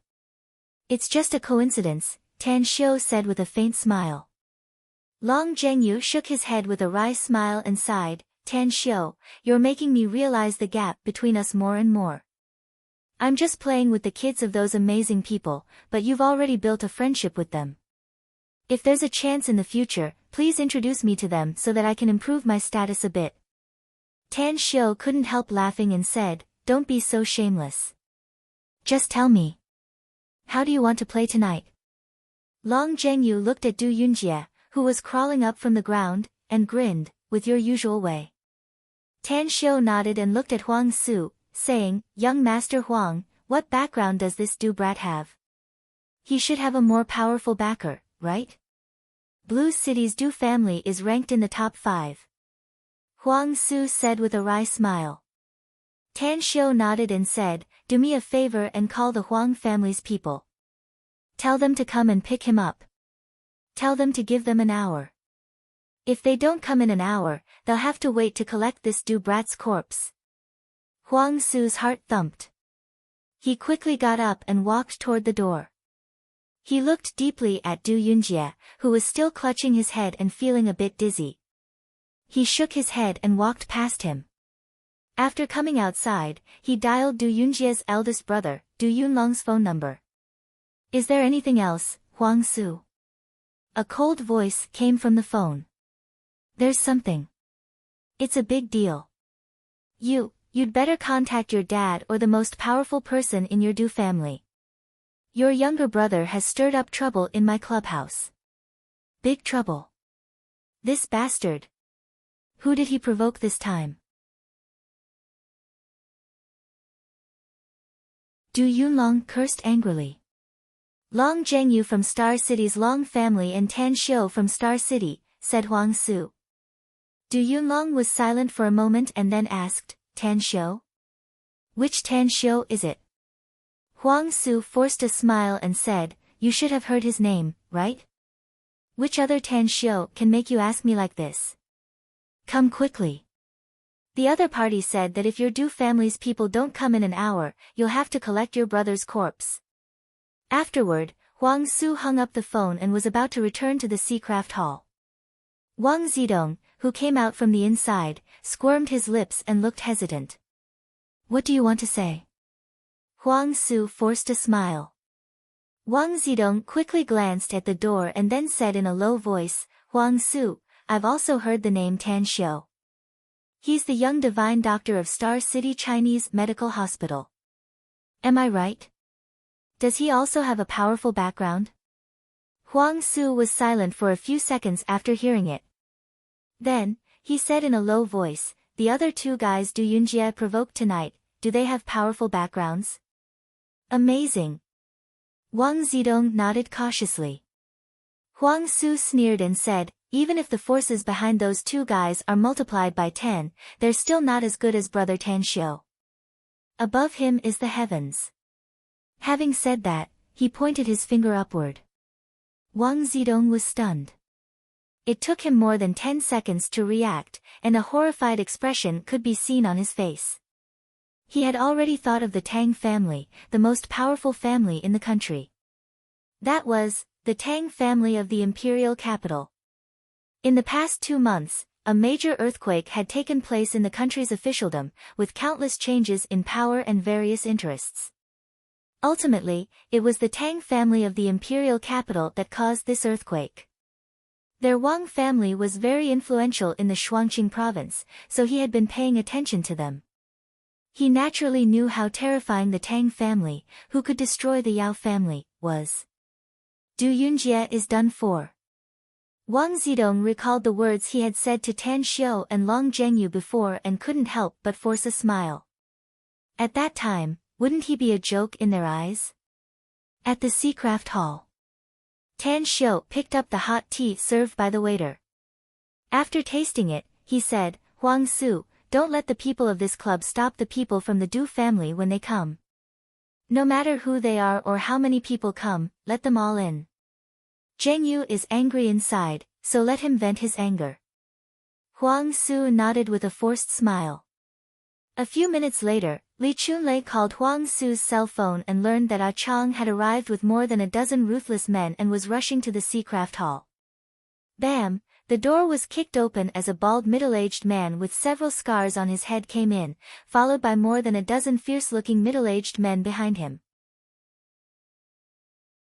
Fortunately, the Seacraft Hall was large enough that they didn't feel crowded even if they came in. Young Master Du. Upon seeing Du Yunjie's appearance, Ah Chang was secretly startled and hurriedly ran to support him. At this time, Du Yunjie's sullen heart had reached its limit. He also knew that today's matter wouldn't end well, so after Ah Chang came to his side, he pointed at Tan Xiu and Long Zhengyu and angrily shouted, beat them to death. I'll take responsibility if anything happens. Ah Chang didn't hesitate to issue the order after hearing it. His backer in Blue City was Du Yunjie. He knew that he would be in trouble if he went against Du Yunjie's will at this time. Stop! Huang Su angrily shouted. However, the dozen people simply ignored him. They pulled out their weapons and rushed toward Tan Xiu and Long Zhengyu. Tan Xiu sneered inwardly and his figure instantly rushed forward. If it weren't for the fact that he didn't want to reveal his ability to cast spells in the eyes of outsiders, he would have already used spells to kill these dozen people. Bam, bam, bam, the punches landed on flesh, and the sounds of bones breaking and screams of agony were heard in a short span of a dozen seconds. More than a dozen ruthless men with a foundation in Kung Fu were all beaten down by Tan Xiu in full view of the public. The most important thing was that Tan Xiu was very ruthless and directly broke their legs. How is this possible? Ah Chang's complexion drastically changed and a horrified look appeared in his eyes. His Kung Fu was good. Even if he hadn't reached the level of a martial arts grandmaster, he was not far from it. Some of his men had been practicing martial arts since childhood, and some were trained by him. All of them had extremely rich fighting experience. But, How did they all get beaten to the ground in just a short span of a dozen seconds? Who are you? Ah Chang angrily asked. Tan Xiu sneered and said, you want to know my identity? Ah Chang released Du Yunjie and casually pulled out a pistol from his waist. He pointed the muzzle at Tan Xiu and sneered, your kung fu is indeed very strong, but I want to know whether you or my bullets are faster. Tan Xiu had been pointed at by many people with guns, but 99% of them didn't have a good end. When Ah Chang pointed the muzzle at him, he looked as if he was looking at a dead man. Do you really want to compete? Tan Xiu asked with a faint smile. Ah Chang's eyes surged with killing intent. Although he was afraid of Tan Xiu's indifference, he would never hesitate to shoot. After all, he had killed more than one person. You'll have to pay for what you've done sooner or later. He was very clear about this sentence, and he had been prepared for it many years ago. However, he still had the backing of the Du family. Unless the Du family didn't want to protect him, he would be safe and sound. In case the Du family couldn't protect him, he could always run away. He had prepared a way out for himself a few years ago. At worst, he could run abroad. At the side. Huang Su's pupils violently contracted the moment Ah Chang pulled out his pistol. He hesitated for a moment, but he still strode forward and blocked in front of Tan Xiu. He looked at Ah Chang and shouted, kill me first if you dare to shoot. Otherwise, put the gun down. Ah Chang was stunned. He never dreamed that the Huang family's young master, Huang Su, would actually block in front of Tan Xiu. He was well aware of the Huang family's strength in Shuangqing province. Even the Du family didn't want to provoke them. If he were to shoot and kill him, the Du family wouldn't be able to protect him. The escape route he had arranged would be useless, and he would be killed by the Huang family before he could even take half a step out of Blue City. A smile outlined on the corner of Tan Xiu's mouth. He patted Huang Su's shoulder and lightly smiled, I appreciate your kindness, Huang Su. But let me deal with this matter. It's just a small fry, no need to be so troublesome. As his voice faded away, his figure behind Huang Su instantly disappeared. When he reappeared, his fingers had already broken Ah Chang's right wrist. As the pistol fell, Tang Xiu's fist hit Ah Chang's face, causing his nose bridge to collapse and his facial bones to break. Even his eyes were instantly bloodshot as he fell backward to the ground. A punch. He was dead. Tan Xiu casually kicked Ah Chang to the corner. Then, he leisurely returned to the sofa he just sat on. After sitting down, he lightly smiled and said, I didn't expect to kill people, but since I've already killed them, I might as well kill more. Young Master Du, right? Let's continue calling people. If they can't fit in here, let's go outside. I'll book the entire Clear Lake Club tonight. The space outside is big enough for us to play. Du Yunjie's body trembled violently. The shadow of death shrouded his heart, making him want to run away. He was very arrogant and insolent, but the premise was that he didn't encounter a ruthless character. But at this time, Tan Xiu was too powerful. More than a dozen vicious and merciless gangsters, each of whom was a big figure in Blue City's gangster circle and could fight, were all easily knocked down by Tan Xiu. Most importantly, Tan Xiu even dared to kill them in broad daylight. Du Yunjie looked at Ah Chang's corpse with a flustered expression on his face. He wanted to escape but dared not. He called for help, but his savior had yet to arrive. Du Yunjie was afraid that Tan Xiu would suddenly change his mind and kill him before his big brother arrived. Huang Su knew that he was in big trouble today after seeing Tan Xiu kill Ah Chang. He glared angrily at Du Yunjie, who was scared out of his wits, and then looked at Long Zhengyu for help. He knew the relationship between Long Zhengyu and Tan Xiu. The only one who could persuade Tan Xiu now was probably Long Zhengyu. Long Zhengyu was silent for a moment before he suddenly shook his head and smilingly said, Tan Xiu, just wait for the Du family's people to come. If they bow their heads, this matter will be over. But if they don't, then we'll have some fun. Soft-hearted? Asked Tan Xiu with a faint smile. It's not soft-hearted. Long Zhengyu shook his head and said, it's just that we don't need to get into trouble since we came to Blue City to play. Though we're not afraid of trouble, it's better to have less trouble. Instead of fighting and killing, it's better to sit with a few friends and drink and eat meat. That makes sense, Tan Xiu couldn't help laughing. That's right, said Huang Su quickly. I don't have anything else here, but I have plenty of good wine, meat, and other fun things. How about I arrange it for you in advance? We'll wait for the Du family's people to come, and this matter will be over. No hurry. Tan Xiu lightly smiled and said, I don't think this matter can be easily solved. As long as the Du family still wants their face, I'm afraid they won't let this matter go today. Let's wait. Maybe the people we're waiting for will arrive soon. Immediately. The atmosphere in the Seacraft Hall froze. Except for the heavily injured big men, all of them lay down and gathered around Du Yunjie. Huang Su and Wang Zidong forced a smile and didn't know whether they should sit or stand.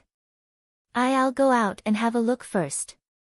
Wang Zidong held back for a while before he braced himself and spoke. Tan Xiu glanced at him and said, it's fine to go out and have a look, but don't talk too much. Wang Zidong had just made a decision to tell Du Yunlong Tan Xiu's identity after he arrived. But after hearing Tan Xiu's words, he immediately dispelled this decision. He was not afraid of the Du family, but he was afraid of Du Yunlong. But if he were to compare Du Yunlong with Tan Xiu, he was more afraid of Tan Xiu.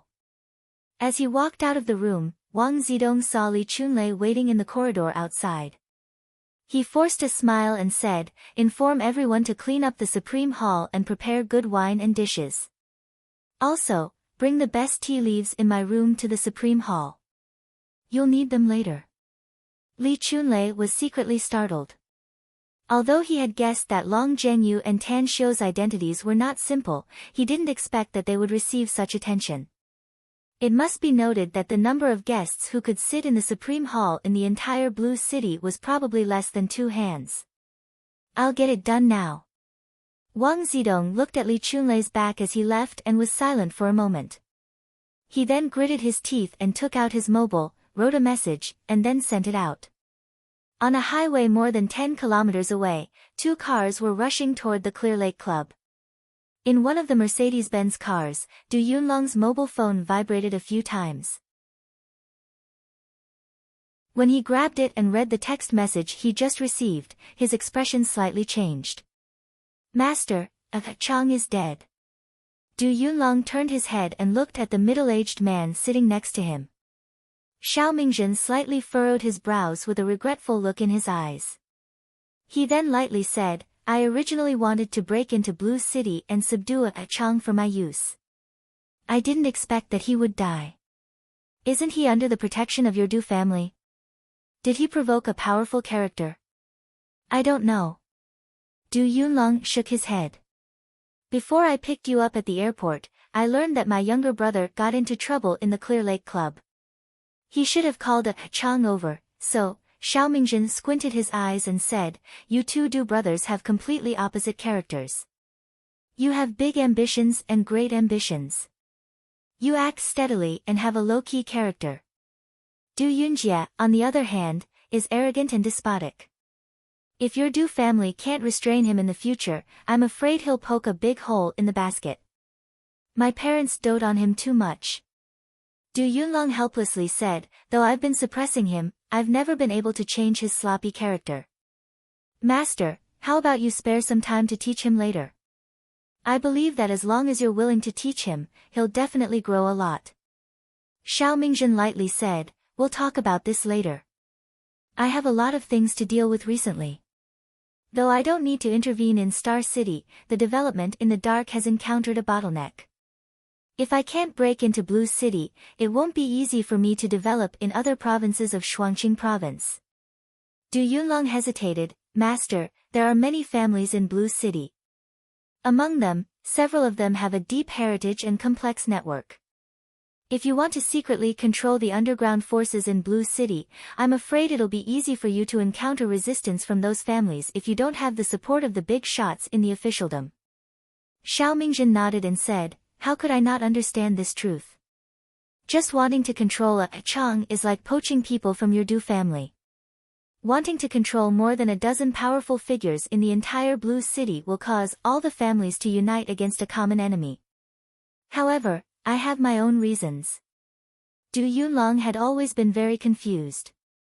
He couldn't figure out why his master wanted to control the underground forces in Blue City. Even if he wanted to become the leader of the entire Shuangqing province, he didn't necessarily have to start from Blue City. He had wanted to ask about it many times, but his master had brushed him off, so he could only bury his puzzlement at the bottom of his heart. Master, I broke through to the foundation establishment stage a few days ago. Du Yunlong changed the subject and spoke in a low voice. Xiao Mingjin's eyes lit up as he nodded with satisfaction. Although he was a rogue cultivator, he had 2 disciples. His eldest disciple had been living abroad and would only come back to China during the New Year to pay him a New Year visit.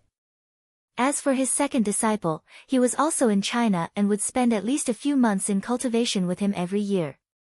Originally, it would take at least a few years for this second disciple of his to break through to the foundation establishment stage. But he didn't expect that his aptitude would be so good that he actually broke through now. You're very good. Maybe you can surpass your eldest senior brother in the future and break through to the golden core stage earlier. Xiao Mingjin nodded and praised. Du Yunlong said with a smile, in fact, this disciple had a good opportunity. I got acquainted with the person in charge of the Endless Virtue Pharmaceutical in Blue City and bought several precious medicinal herbs from him. After a period of nourishment with medicinal cuisine, I finally broke through to the foundation establishment stage. Xiao Mingjin was astonished. You mean, the person in charge of the Endless Virtue Pharmaceutical in Blue City sold them to you privately? Du Yunlong nodded and said, that's right. He often detains some precious medicinal herbs. If you need it, I can help you contact the other party. Xiao Mingjin shook his head and said, forget it. If Qin Zhizhong knows about it, I'm afraid it won't be good. Du Yunlong raised his brows and said, Master, with your identity, you still care about Qin Zhizhong? Xiao Mingjin forced a smile and said, I don't care about Qin Zhizhong, but I care about his master. Forget it. Since you always want to know why I want to control the underground forces of the entire Shuangqing province, especially in Blue City, then I'll tell you today. When other great gods went to Kabukicho, Jingye stayed in the hotel and played explosive games. It's all because of the monthly votes and recommendation votes. You're tuning in to the Blissful Bookshelf YouTube channel. We're so grateful for your support and don't forget to subscribe to join us on this incredible journey through captivating stories. Your generosity through donations truly makes a world of difference, as it's the primary source of revenue that allows me to expand and enhance this channel for you. Thank you from the bottom of my heart for being a part of this adventure.